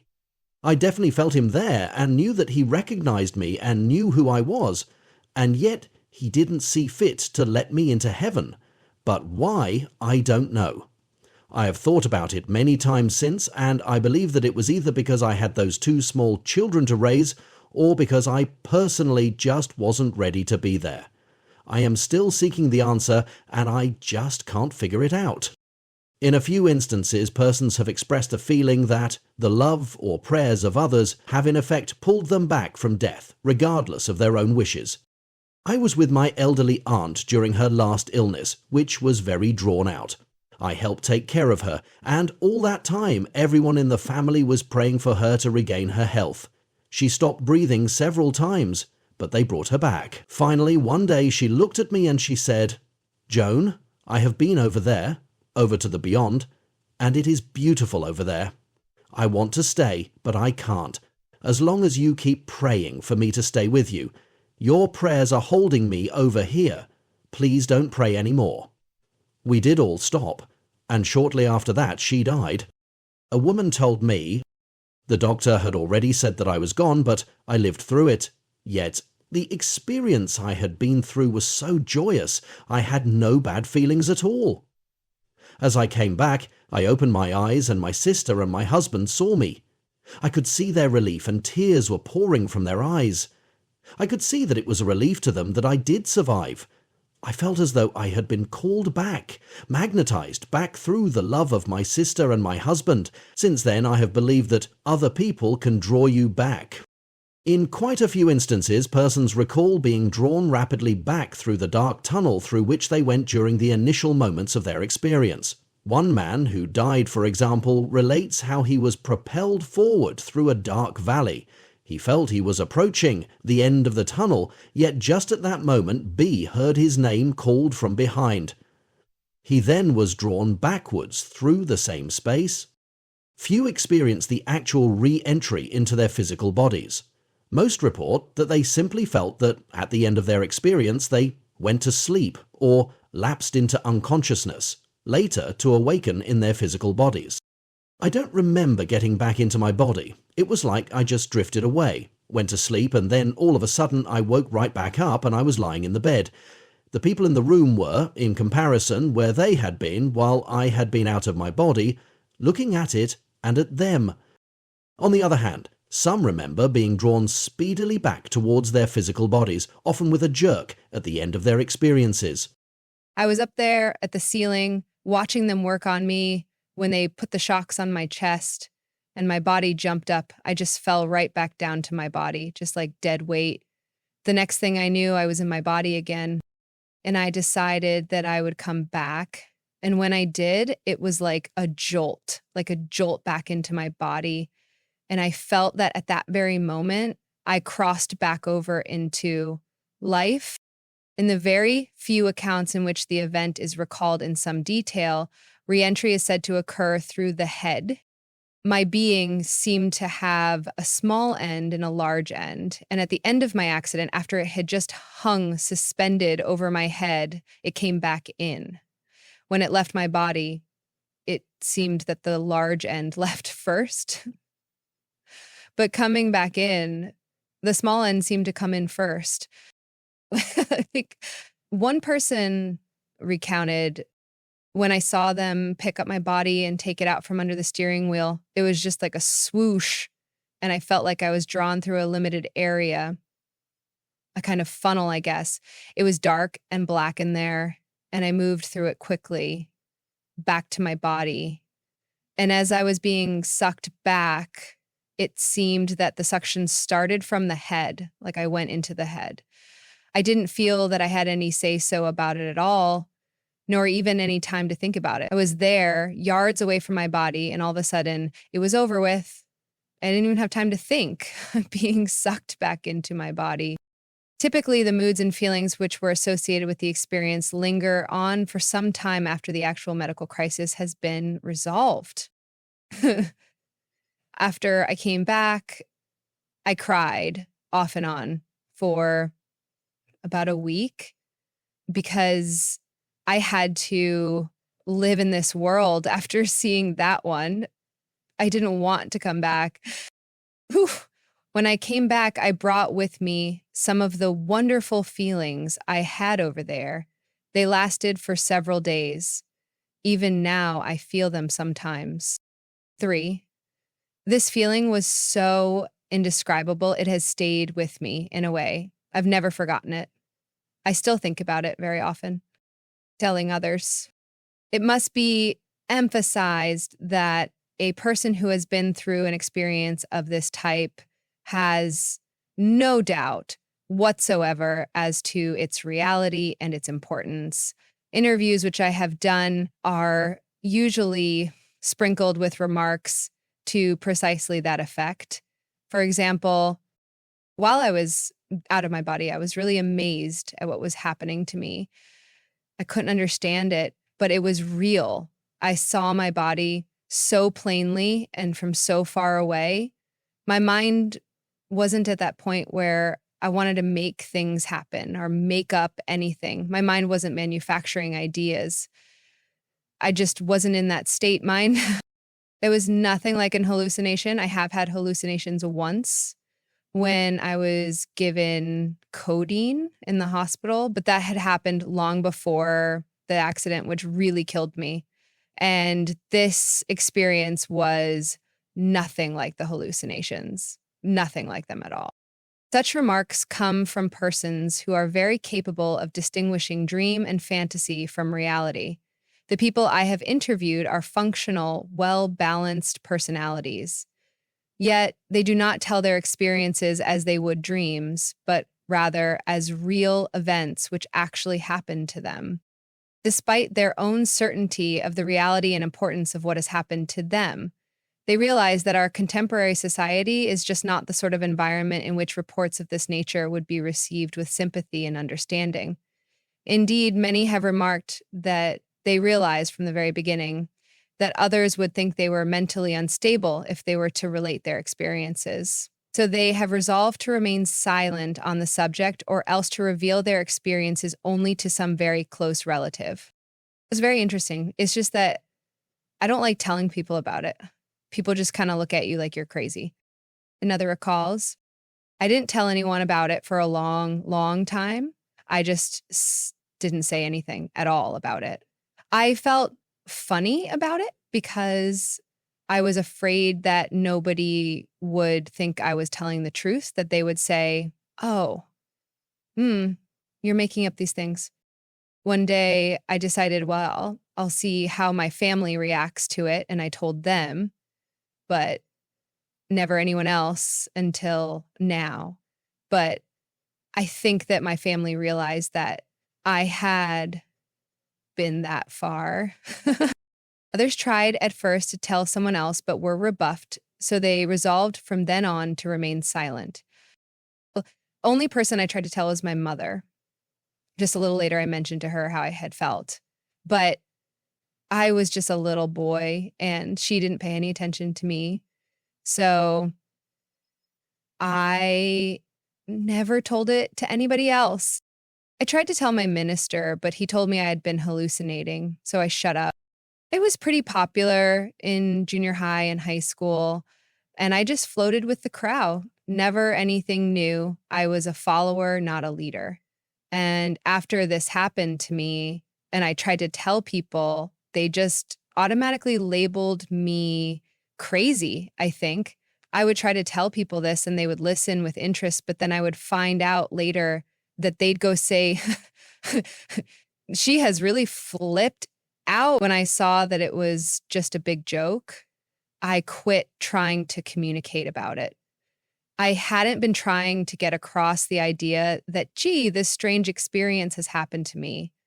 What I was trying to say was that there was more we needed to know about life than I hadn't ever thought about, and I am sure they hadn't either. I tried to tell my nurses what had happened when I woke up, but they told me not to talk about it, that I was just imagining things. So, in the words of one person, you learn very quickly that people don't take to this as easily as you would like for them to. You simply don't jump up on a little soapbox and go around telling everyone these things. Interestingly enough, in only one of the cases I have studied did a physician reveal any familiarity at all with near-death experiences or express any sympathy with them.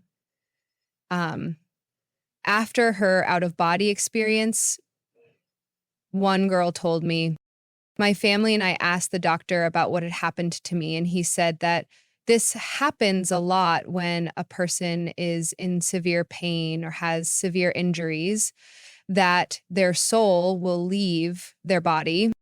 Considering the skepticism and lack of understanding that greet the attempt of a person to discuss his near-death experience, it is not surprising that almost everyone in this situation comes to feel that he is unique, that no one else has ever undergone what he has. For example, one man told me, I have been somewhere nobody else has ever been. It has often happened that when, after first interviewing someone in detail about his own experience, I have proceeded to tell him that others have reported exactly the same events and perceptions, he has expressed profound feelings of relief.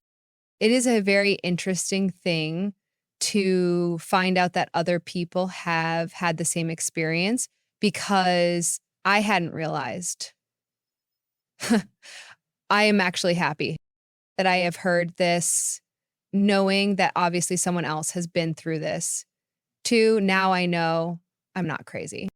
It was always such a real thing to me, but I never would tell anybody because I was scared that they would look at me and think, when you arrested, your mind went bad at the same time. I figured that someone else would have had this same experience, but that I probably never would meet up with anybody who knew another person who had, because I don't think people are going to talk. If somebody were to come up and tell me, without me ever having been there, I would probably look at them and wonder what they were trying to pull over on me, because that's just the way our society is. There is yet another reason why some are reticent to relate their experiences to others. They feel that the experience is so indescribable, so far beyond human language and human modes of perception and existence, that it is fruitless even to try. Effects on lives. For the reasons just explained, no one in my experience has built himself a portable lectern and gone out to preach about his experience on a full-time basis. No one has seen fit to proselytize, to try to convince others of the realities he experienced. Indeed, I have found that the difficulty is quite the reverse. People are naturally very reticent to tell others about what happened to them. The effects which their experiences have had on their lives seem to have taken subtler, quieter forms. Many have told me that they felt that their lives were broadened and deepened by their experience, that because of it they became more reflective and more concerned with ultimate philosophical issues. At this time, it was before I had gone off to college. I had grown up in a very small town with very small it-minded people. The people I was associated with, anyway. I was a typical high school fraternity brat. You just weren't it unless you belonged to my fraternity. But after this thing happened to me, I wanted to know more. At the time, though, I didn't think there was a person who would know anything about this, because I had never been out of this little world that I was in. I didn't know anything about psychology or anything like that. All I knew was that I felt like I had aged overnight after this happened, because it opened up a whole new world for me that I never knew could possibly exist. I kept thinking, there's so much that I've got to find out. In other words, there's more to life than Friday night movies and the football game. And there's more to me that I don't even know about. And then I started thinking about, what is the limit of the human and of the mind? It just opened me up to a whole new world. Another states, since then, it has been on my mind constantly what I have done with my life and what I will do with my life. My past life, I'm satisfied with it. I don't think the world owes me anything because I really did everything I wanted, and I did it the way I wanted to, and I'm still alive and I can do some more. But since I died all of a sudden right after my experience, I started wondering whether I had been doing the things I had done because they were good, or because they were good for me. Before, I just reacted off the impulse, and now I run things through my mind first, nice and slow. Everything seems to have to go through my mind and be digested first. I try to do things that have more meaning, and that makes my mind and soul feel better. And I try not to be biased, and not to judge people. One want to do things because they are good, not because they are good to me. And it seems that the understanding I have of things now is so much better. I feel like this is because of what happened to me, because of the places I went and the things I saw in this experience. Others report a changed attitude or approach towards the physical life to which they have returned. One woman, for instance, says, quite simply, that it made life much more precious to me. Another person relates how it was a blessing in a way, because before that heart attack I was too busy planning for my children's future and worrying about yesterday that I was losing the joys of the present. I have a much different attitude now. A few have mentioned that what they underwent changed their concepts of the mind and of the relative importance of the physical body as against the mind. This is illustrated especially well in these words of a woman who had an out-of-body experience while near death. I was more conscious of my mind at the time than of that physical body. The mind was the most important part instead of the shape of the body, and before, all my life, it had been exactly reversed. The body was my main interest, and what was going on in my mind, well, it was just going on, and that's all. But after this happened, my mind was the main point of attraction, and the body was second. It was only something to encase my mind. I didn't care if I had a body or not. It didn't matter, because for all I cared, my mind was what was important. In a very small number of cases, persons have told me that after their experiences they seem to acquire or to notice faculties of intuition bordering on the psychic. Following this experience, it almost seemed as if I were filled with a new spirit. Since then, many have remarked to me that I seem to have almost a calming effect on them instantly when they are troubled. And it seems that I am more in tune with people now, that I can pick up things about them faster. One thing that I think has been given to me, because of my death experience, is that I can sense the needs in other individuals' lives. Often, for instance, when I have been with people on the elevator in the office building where I work, It seems I can almost read their faces and tell that they need help, and what kind. Many times I've spoken to people who are troubled like this and have led them into my office for counseling. C3. Since I was hurt, I've had the feeling of picking up people's thoughts and vibrations, and I can feel resentment from other people. I have often been able to pick up what people were going to say before they said it. Not many people will believe me, but I've had some really odd experiences since then. One time I was at a party and was picking up other people's thoughts, and some people there who didn't know me got up and left. They were scared that I was a witch or something. I don't know if it is something I picked up while I was dead, or if it was there, dormant, and I never did use it until after this happened. There is a remarkable agreement in the lessons, as it were, which have been brought back from these close encounters with death. Almost everyone has stressed the importance in this life of trying to cultivate love for others, a love of a unique and profound kind. One man who met the being of light felt totally loved and accepted, even while his whole life was displayed in a panorama for the being to see. He felt that the question that the being was asking him was whether he was able to love others in the same way. He now feels that it is his commission while on earth to try to learn to be able to do so. In addition, many others have emphasized the importance of seeking knowledge. During their experiences, it was intimated to them that the acquisition of knowledge continues even in the afterlife. One woman, for example, has taken advantage of every educational opportunity she has had since her death experience. Another man offers the advice, no matter how old you are, don't stop learning, for this is a process, I gather, that goes on for eternity. No one that I interviewed has reported coming out of this experience feeling morally purified or perfected. No one with whom I have talked, in my way, evinces a holier-than-thou attitude. In fact, most have specifically brought up the point that they feel that they are still trying, still searching. Their vision left them with new goals, new moral principles, and a renewed determination to try to live in accordance with them, but with no feelings of instantaneous salvation or of moral infallibility. New views of death. As one might reasonably expect, this experience has a profound effect upon one's attitude towards physical death, especially for those who had not previously expected that anything took place after death. In some form or another, almost every person has expressed to me the thought that he is no longer afraid of death. This requires clarification, though. In the first place, certain modes of death are obviously undesirable, and secondly, none of these persons are actively seeking death. They all feel that they have tasks to do as long as they are physically alive, and would agree with the words of a man who told me, "I've got quite a lot of changing to do before I leave here." Likewise, all would disavow suicide as a means by which to return to the realms they glimpsed during their experiences. It is just that now the state of death itself is no longer forbidding to them. Let us look at some passages in which such attitudes are explained. I suppose this experience molded something in my life. I was only a child when it happened, only 10. But now, my entire life through, I am thoroughly convinced that there is life after death, without a shadow of a doubt, and I am not afraid to die. I am not.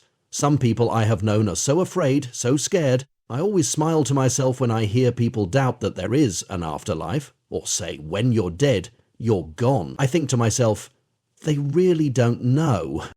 I've had many things happen to me in my life. In business, I've had a gun pulled on me and put to my temple. And it didn't frighten me very much, because I thought, well, if I really die, if they really kill me, I know I'll still live somewhere. When I was a little boy, I used to dread dying. I used to wake up at night crying and having a fit.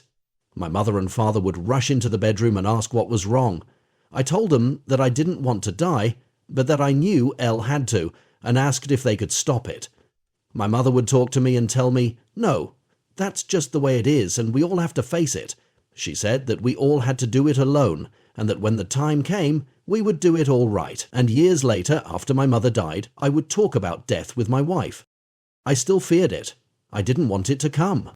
But since this experience, I don't fear death. Those feelings vanished. I don't feel bad at funerals anymore. I kind of rejoice at them, because I know what the dead person has been through. I believe that the Lord may have sent this experience to me because of the way I felt about death. Of course, my parents comforted me, but the Lord showed me, whereas they couldn't do that. Now, I don't talk about all this, but I know, and I am perfectly satisfied. C3. Now, I am not afraid to die. It's not that I have a death wish or want to die right now. I don't want to be living over there on the other side now because I'm supposed to be living here. The reason why I'm not afraid to die, though, is that I know where I'm going when I leave here because I've been there before. The last thing the light said to me before I came back to my body, back to life, was, well, what it boiled down to was that he would be back. He was telling me that I was going to go on and live this time, but that there would be a time when he would be getting in touch with me again and that I would actually die. So I know that the light will come back, and the voice, but as to when, I'm not sure. I think that it'll be a very similar experience, but I think a better one, really, since now I know what to expect and won't be so confused. I don't think I want to go back anytime soon, though. I still want to do some things down here. The reason why death is no longer frightening, as all of these excerpts express, is that after his experience, a person no longer entertains any doubts about his survival of bodily death. It is no longer merely an abstract possibility to him, but a fact of his experience. Remember that much earlier I discussed the annihilation concept, which uses sleeping and forgetting as its models of death. Persons who have died disavow models like this and choose analogies which portray death as a transition from one state to another, or as an entry into a higher state of consciousness or of being. One woman, whose deceased relatives were there to greet her at her death, compared death to a homecoming. Others have likened it to other psychologically positive states, for example to awakening, to graduating, and to escape from jail. 1. Some say that we're not using the word death because we are trying to escape from it. That's not true in my case. After you've once had the experience that I had, you know in your heart that there's no such thing as death. You just graduate from one thing to another, like from grammar school to high school to college. Life is like imprisonment in this state. We just can't understand what prisons these bodies are. Death is such a release, like an escape from prison. That's the best thing I can think of to compare it to. Even those who previously had some traditional conviction about the nature of the afterlife world seem to have moved away from it to some degree following their own brushes with death.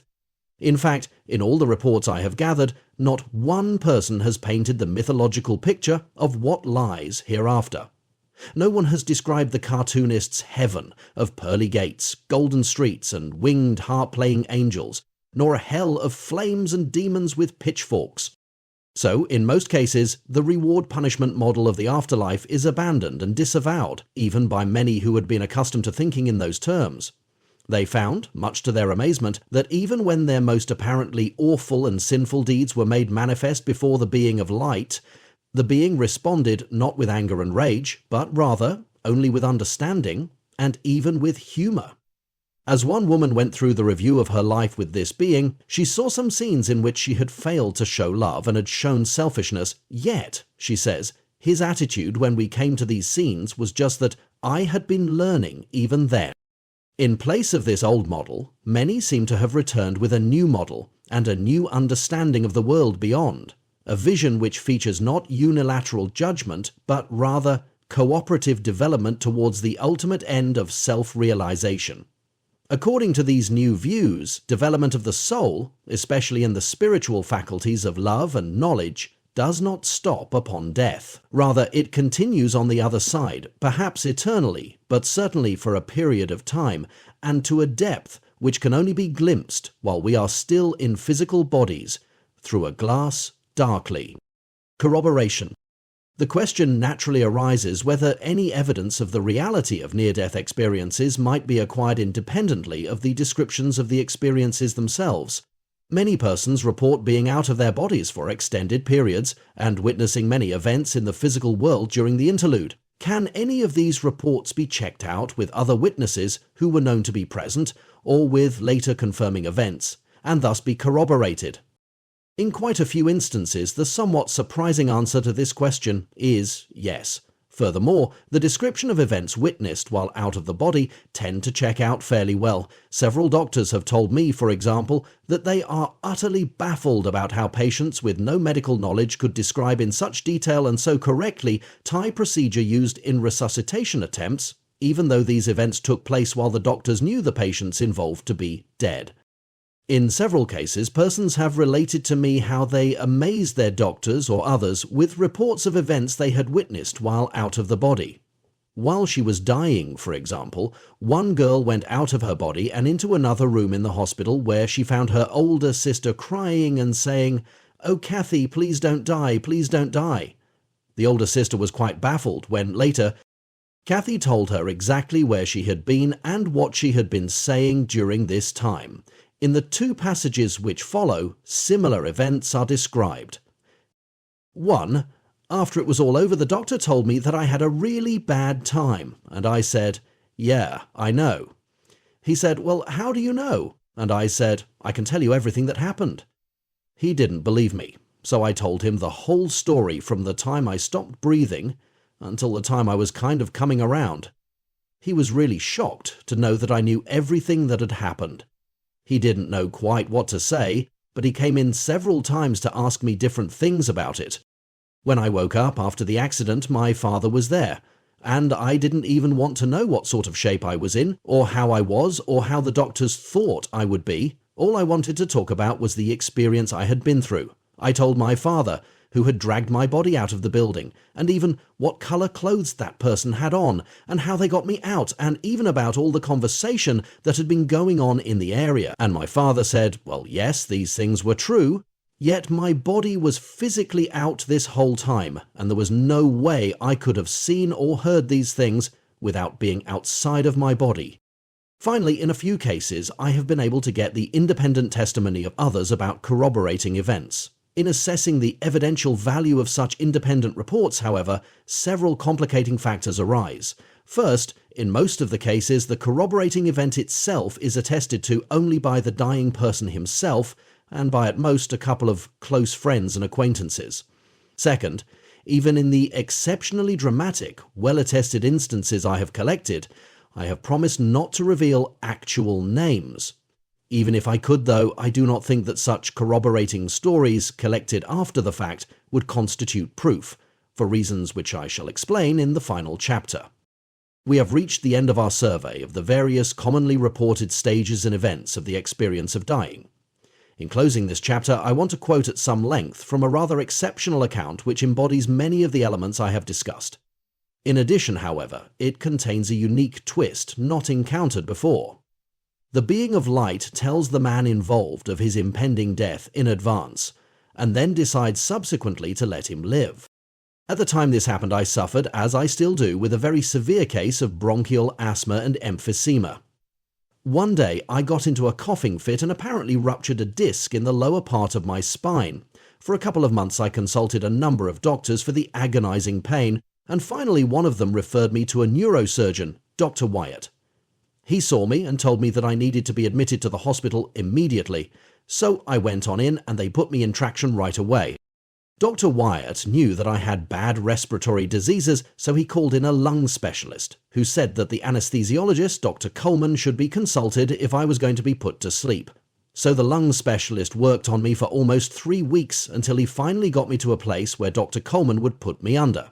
He finally consented on a Monday, although he was very much worried about it. They scheduled the operation for the next Friday. Monday night, I went to sleep and had a restful sleep until sometime early Tuesday morning, when I woke up in severe pain.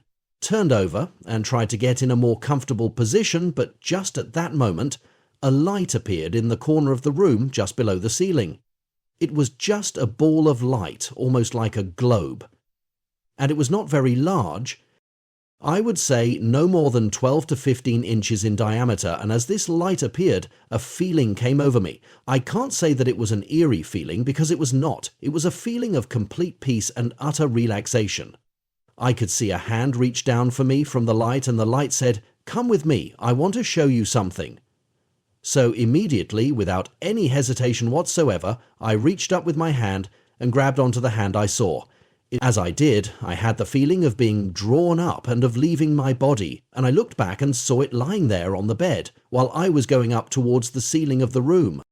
Now, at this time, as soon as I left my body, I took on the same form as the light. I got the feeling, and I'll have to use my own words for it, because I've never heard anyone talk about anything like this, that this form was definitely spirit. It wasn't a body, just a wisp of smoke or a vapor.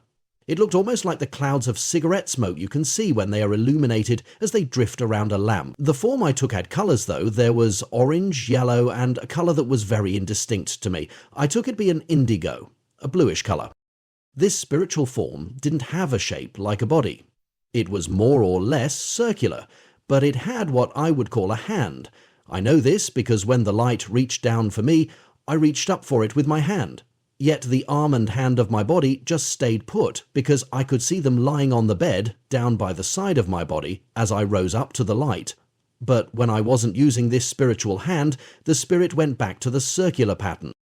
So I was drawn up to the same position the light was in, and we started moving through the ceiling and the wall of the hospital room, into the corridor and through the corridor, down through the floors it seemed, on down to a lower floor in the hospital. We had no difficulty in passing through doors or walls. They would just fade away from us as we would approach them. During this period, it seemed that we were travelling. I knew we were moving, yet there was no sensation of speed. And in a moment, almost instantaneously really, I realized that we had reached the recovery room of the hospital. Now, I hadn't even known where the recovery room was at this hospital. But we got there, and again we were in the corner of the room near the ceiling, up above everything else. I saw the doctors and nurses walking around in their green suits, and saw the beds that were placed around in there. This being then told me, he showed me, that's where you're going to be.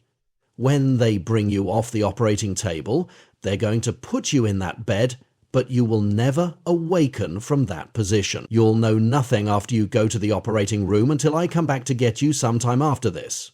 Now, I won't say this was in words. It wasn't like an audible voice, because if it had been, I would have expected the others in the room to have heard the voice, and they didn't. It was more of an impression that came to me. But it was in such a vivid form that there was no way for me to say I didn't hear it or I didn't feel it. It was definite to me. And what I was seeing, well, it was so much easier to recognize things while I was in this spiritual form. I was now wondering, now, what is that he is trying to show me? I knew immediately what it was, what he had in mind. There was no doubt. It was that bed. It was the bed on the right, just as you come in from the corridor, is where I'm going to be, and he's brought me here for a purpose, and then he told me why. It came to me that the reason for this was that he didn't want any fear when the time came that my spirit passed from my body, but that he wanted me to know what the sensation would be on passing that point. He wanted to assure me, so that I wouldn't be afraid, because he was telling me that he wouldn't be there immediately, that I would go through other things first, but that would be overshadowing everything that happened, and would be there for me at the end. Now, immediately, when I had joined him take the trip to the recovery room and had become a spirit myself, in a way we had been fused into one. We were two separate ones too, course. Yet he had full control of everything that was going on as far as I was concerned, and even if we were travelling through the walls and ceilings and so forth, well, it just seemed that we were in such close communion that nothing whatsoever could have bothered me. Again, it was just a peacefulness, calmness, and a serenity that had never been found anywhere else. So after he told me this, he took me back to my hospital room, and as I got back I saw my body again still lying in the same position as when we left, and instantaneously I was back in my body. I would guess that I had been out of my body for 5 or 10 minutes, but passage of time had nothing to do with this experience. In fact, I don't remember if I have ever even thought of it as being any particular time. Now, this whole thing had just astounded me, took me completely by surprise. It was so vivid and real, more so than ordinary experience, and the next morning I was not in the least afraid. When I shaved, I noticed that my hand didn't shake like it had been doing for 6 or 8 weeks before then. I knew that I would be dying, and there was no regret, no fear. There was no thought, what can I do to keep this from happening? I was ready. Now, on Thursday afternoon, the day before the operation the next morning, I was in my hospital room, and I was worried. My wife and I have a boy, an adopted nephew, and we were having some trouble with him. So I decided to write a letter to my wife and one to my nephew, putting some of my worries in words, and to hide the letters where they wouldn't be found until after the operation. After I had written about 2 pages on the letter to my wife, it was just as if the floodgates had opened. All at once, I broke gut in tears, sobbing. I felt a presence, and at first I thought maybe that I had cried so loud that I had disturbed one of the nurses, and that they had come in to see what was the matter with me. But I hadn't heard the door open. And again I felt this presence. But I didn't see any light this time. Thoughts or words came to me, just as before, and he said, "Jack, why are you crying? I thought you would be pleased to be with me." I thought, "Yes, I am. I want to go very much." And the voice said, "Then why are you crying?" I said, "We've had trouble with our nephew, you know, and I'm afraid my wife won't know how to rein him. I'm trying to put into words how I feel and what I want her to try to do for him. I'm concerned too because I feel that maybe my presence could have settled him down some." Then the thoughts came to me from this presence. "Since you are asking for someone else and thinking of others, not Jack, I will grant what you want. You will live until you see your nephew become a man." And just like that, it was gone. I stopped crying and I destroyed the letter so my wife wouldn't accidentally find it. That evening, Dr. Coleman came in and told me that he was expecting a lot of trouble wire putting me to sleep, and for me not to be surprised to wake up and find a lot of wires and tubes and machines all around me. I didn't tell him what I had experienced, so I just nodded and said one would cooperate. The next morning the operation took a long time but went fine, and as I was regaining my consciousness, Dr. Coleman was there with me, and I told him, "I know exactly where I am." He asked, "What bed are you in?" I said, "I'm in that first bed on the right, just as you come in from the hall." He just kind of laughed, and of course he thought that I was just talking from the anesthetic. I wanted to tell him what had happened, but just in a moment Dr. Wyatt came in and said, "He's awake now, what do you want to do?" And Dr. Coleman said, "There's not a thing I can do. I've never been so amazed in my life. Here I am with all this equipment set up and he doesn't need a thing." Dr. Wyatt said, "Miracles still happen, you know." So when I could get up in the bed and see around the room, I saw that I was in that same bed that the light had shown me several days before. Now, all this was 3 years ago, but it is still just as vivid as it was then. It was the most fantastic thing that has ever happened to me, and it has made a big difference. But I don't talk about it. I have only told my wife, my brother, my minister, and now you. I don't know how to say it, but this is so hard to explain. I'm not trying to make a big explosion in your life, and I'm not trying to brag. It's just that, after this, I don't have any doubts anymore. I know there is life after death. 3 parallels. The events of the various stages of the experience of dying are, to say the very least, unusual. One fence my surprise has been compounded, as over the years I have come across quite a number of striking parallels to them. These parallels occur in ancient and/or highly esoteric writings from the literature of several very diverse civilizations, cultures, and eras. The Bible. In our society, the Bible is the most widely read and discussed book dealing with matters relating to the nature of the spiritual aspect of man and to life after death. On the whole, however, the Bible has relatively little to say about the events that transpire upon death, or about the precise nature of the after-death world. This is especially true of the Old Testament. According to some biblical scholars, only 2 passages in all of the Old Testament speak unequivocally of life after death.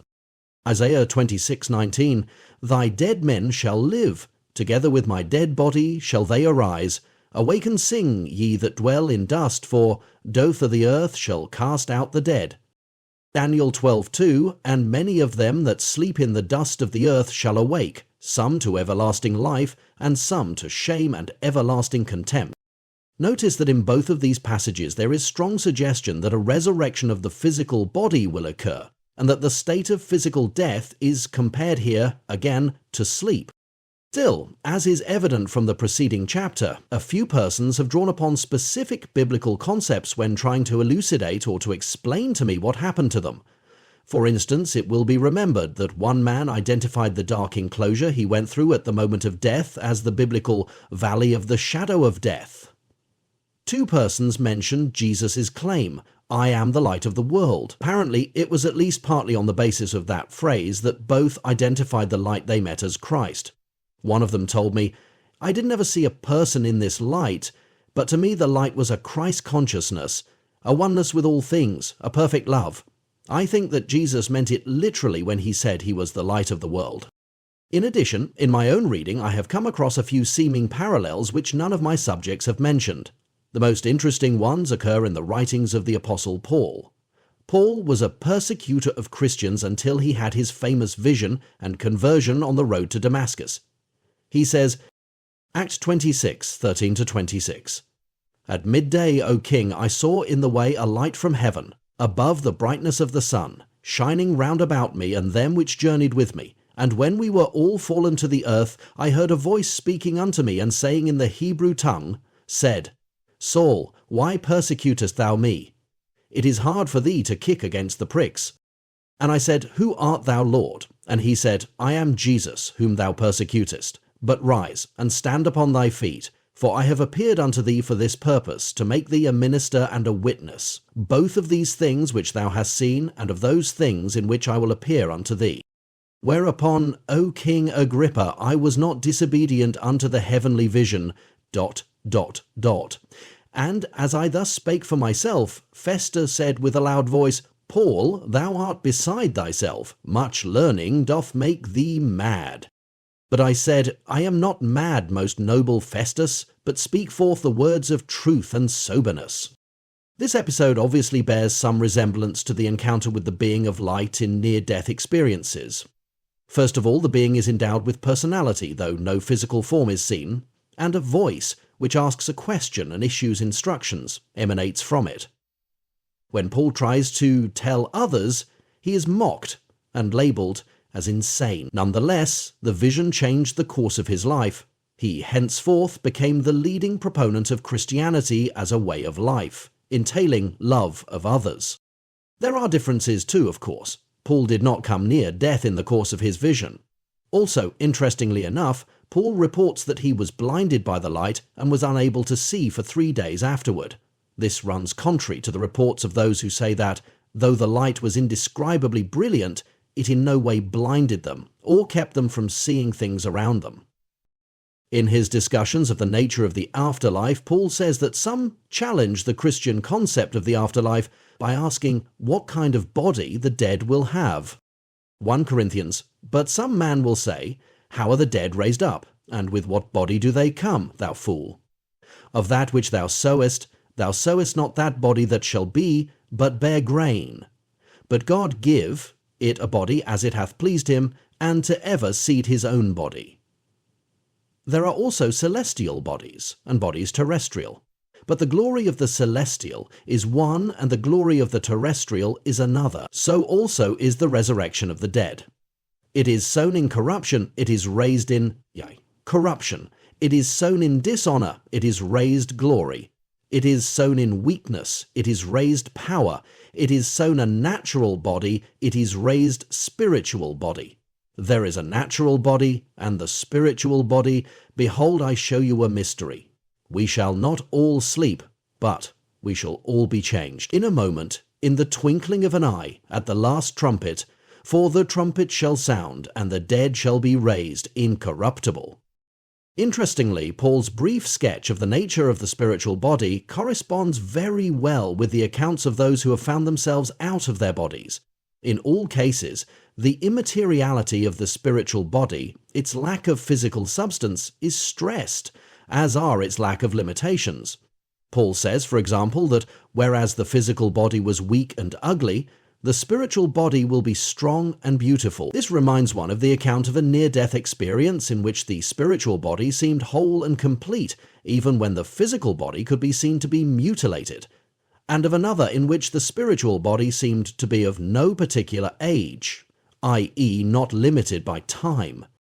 Plato, The philosopher Plato, who was one of the greatest thinkers of all time, lived in Athens from 428 to 348 BC. He left us a body of thought in the form of some 22 philosophical plays or dialogues, most of which include his teacher Socrates as chief interlocutor and a small number of letters.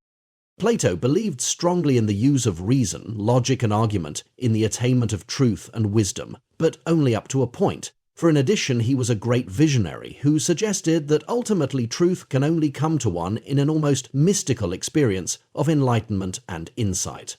He accepted that there were planes and dimensions of reality other than the sensible physical world, and believed that the physical realm could be understood only by reference to these other, higher planes of reality. Accordingly, he was interested mainly in the incorporeal conscious component of man, the soul, and saw the physical body only as the temporary vehicle of the soul. It is not surprising then that he was interested in the fate of the soul after physical death, and that several of his dialogues, especially Phaedo, Gorgias, and the Republic, deal in part with that very topic. Plato's writings are full of descriptions of death which are precisely like those which were discussed in the previous chapter. For instance, Plato defines death as the separation of the incorporeal part of a living person, the soul, from the physical part, the body. What is more, this incorporeal part of man is subject to many fewer limitations than is the physical part. Hence, Plato specifically points out that time is not an element of the realms beyond the physical, sensible world. The other realms are eternal, and, in Plato's striking phrase, what we call time is but the moving, unreal reflection of eternity. Plato discusses in various passages how the soul, which has been separated from its body, may meet and converse with the departed spirits of others, and be guided through the transition from physical life to the next realm by guardian spirits.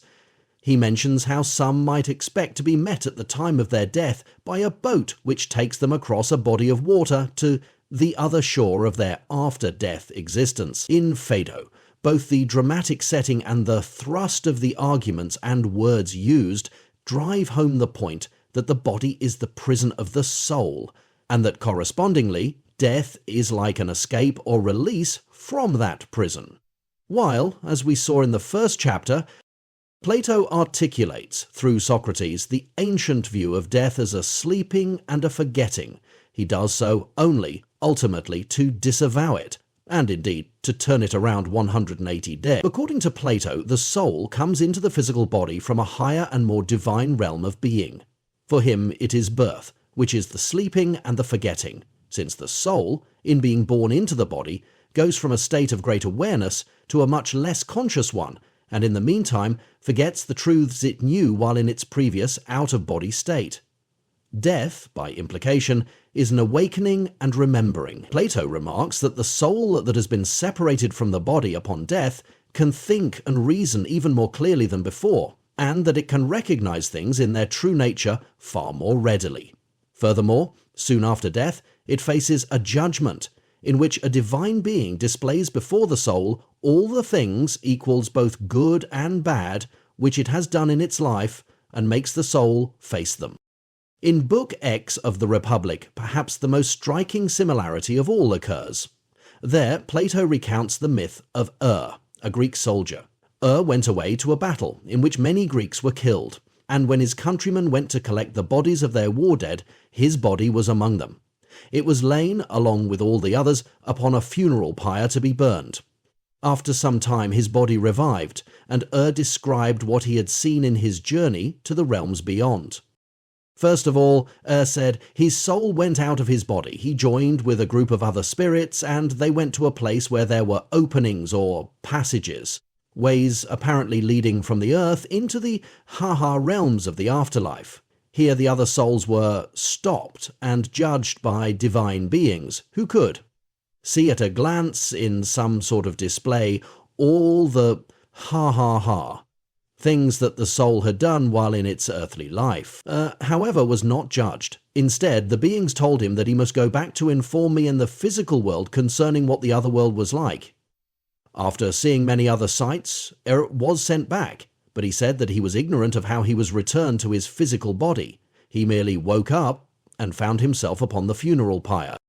It is important to bear in mind that Plato himself warns us that he meant his descriptions of the precise details of the world the soul will enter after death to be probabilities at best. Though he does not doubt that survival of bodily death does occur, he insists that in trying to explain the afterlife, while still in our present physical life, we face two strong disadvantages. First of all, our souls are imprisoned in physical bodies and are thus limited in what they can experience and learn by our physical senses. Vision, hearing, touch, taste, and smell, each in its own way may fool us. Our eyes may make an enormous object seem small if it is far away. We may mishear what someone says to us, and so on. All this may result in our staving false opinions or impressions of the nature of things. So, our souls cannot see reality in itself until they are liberated from the distractions and inaccuracies of the physical senses. Secondly, Plato says, human language is inadequate to express the ultimate realities directly. Words conceal rather than reveal the inner natures of things. It follows that no human words can do more than indicate, by analogy, through myth, and in other indirect ways, the true character of that which lies beyond the physical realm. The Tibetan Book of the Dead. This remarkable work was compiled from the teachings of sages over many centuries in prehistoric Tibet and passed down through these early generations by word of mouth. It was finally writ, 10 down apparently, in the 8th century AD, but even then was hidden to keep it secret from outsiders. The form which dupe. This unusual book takes shape by the many interrelated uses to which it was put. First of all, the wise men who wrote it regarded dying as, in effect, a skill, something which could be done either artfully or in an unbecoming manner, depending upon whether one had the requisite knowledge to do it well. So, the book was read as part of the funeral ceremony, or to the dying person during the closing moments of his life. It thus was thought to serve two functions.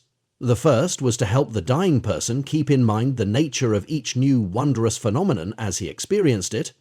The second, to help those still living think positive thoughts and not hold the dying one back with their love and emotional concern, so that he could enter into the after-death planes in a proper frame of mind, released from all bodily concerns. To effect these ends, the book contains lengthy description of the various stages through which the soul goes after physical death.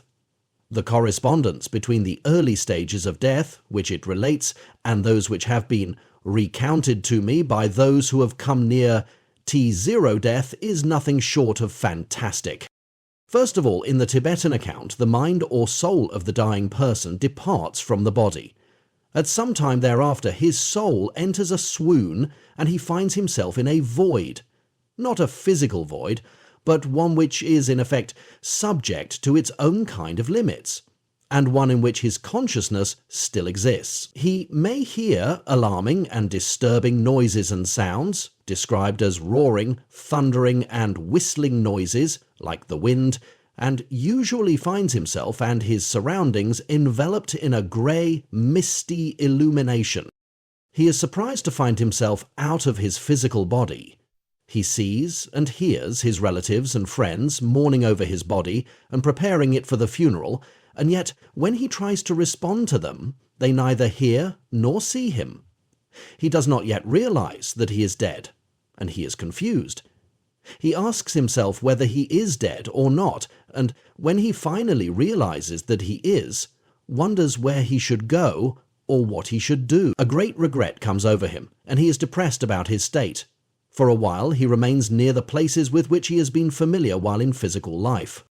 He notices that he is still in a body called the shining body, which does not appear to consist of material substance. Thus, he can go through rocks, walls, and even mountains without encountering any resistance. Travel is almost instantaneous. Wherever he wishes to be, he arrives there in only a moment. His thought and perception are less limited, his mind becomes very lucid, and his senses seem more keen and more perfect, and closer in nature to the divine. If he has been in physical life blind or deaf or crippled, he is surprised to find that in his shining body all his senses, as well as all the powers of his physical body, have been restored and intensified. He may encounter other beings in the same kind of body and may meet what is called a clear or pure light. The Tibetans counsel the dying one approaching this light to try to have only love and compassion towards others. The book also describes the feelings of immense peace and contentment which the dying one experiences, and also a kind of mirror in which his entire life, all deeds both good and bad, are reflected for both him and the beings judging him to see vividly. In this situation, there can be no misrepresentation. Lying about one's life is impossible. In short, even though the Tibetan Book of the Dead includes many later stages of death, which none of my subjects have gone so far as to experience, it is quite obvious that there is a striking similarity between the account in this ancient manuscript and the events which have been related to me by 20th century Americans. Emanuel Swedenborg, who lived from 1688 until 1772, was born in Stockholm. He was quite renowned in his day and made respectable contributions in various fields of natural science. His writings, at first oriented towards anatomy, physiology and psychology, gained quite a bit of recognition.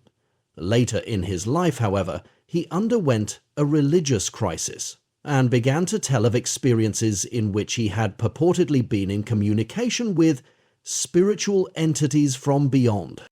His later works abound with vivid descriptions of what life after death is like. Again, the correlation between what he writes of some of his spiritual experiences and what those who have come hack from close calls with death report is amazing. For instance, Swedenborg describes how, when the bodily functions of respiration and circulation ease, still man does not die, but is only separated from the corporeal part which was of use to him in the world. Man, when he dies, only passes from one world into another. 2. He claims that he himself has been through the early events of death and has had experiences out of his body. I was brought into a state of insensibility as to the bodily senses, thus almost into the state of the dying, yet the interior life with thought remaining entire, so that I perceived and retained in memory the things which occurred, and which occur to those who are resuscitated from the dead. ... Especially it was given to perceive ... that there was a drawing and ... pulling of ... our mind, thus of my spirit, from the body. During this experience he encounters beings whom he identifies as angels. They ask him, in effect, if he is prepared to die. Those angels first inquired what my thought was, whether it was like the thought of those who die, which is usually about eternal life, and that they wished to keep my mind in that thought. Yet the communication which takes place between Swedenborg and the spirits is not of an earthly human kind. It is instead almost a direct transfer of thoughts. Hence, there is no possibility of misunderstanding. Whereas spirits converse with each other by a universal language. Every man immediately after death comes into this universal language with which is proper to his spirit. The speech of an angel or a spirit with man is heard as sonorously as the speech of a man with a man, yet it is not heard by others who stand near, but by himself alone. The reason is because the speech of an angel or spirit flows first into the man's thought. The newly dead person does not realize that he is dead, for he is still in a body which resembles his physical body in several respects. The first state of man after death is similar to his state in the world, because then in like manner he is in externals ... Hence he knows no otherwise than that he is still in the world. Therefore, after they have wondered that they are in a body, and in every sense which they had in the world, they come into a desire of knowing what heaven is and what hell is. Yet the spiritual state is less limited. Perception, thought, and memory are more perfect, and time and space no longer pose the obstacles they do in physical life. All the faculties of spirits are in a more perfect state, as well their sensations as their thoughts and perceptions. The dying man may meet with other departed spirits whom he knew while in life. They are there to help him during his passage into the beyond. Spirit of man recently departed from the world is ... recognized by his friends and by those whom he had known in the world ... wherefore they are instructed by their friends concerning the state of eternal life. His past life may be shown to him in a vision. He remembers every detail of it, and there is no possibility of his lying or concealing anything. The interior memory ... is such that there are inscribed in it all the particular things ... which man has at any time thought, spoken, and done ... from his earliest infancy to extreme old age. Man has with him the memory of all these things when he comes into another life, and is successively brought into all recollection of them. All that he had spoken and done ... are made manifest before the angels, in a light as clear as day, and ... There is nothing so concealed in the world that it is not manifested after death ... as if seen in effigy when the spirit is viewed in the light of heaven. Swedenborg describes too the light of the Lord which permeates the hereafter, a light of ineffable brightness which he has glimpsed himself. It is a light of truth and of understanding. So again in the writings of Swedenborg, as before in the Bible, the works of Plato, and the Tibetan book O.F. the Dead, we find striking parallels to the events of contemporary near-death experiences.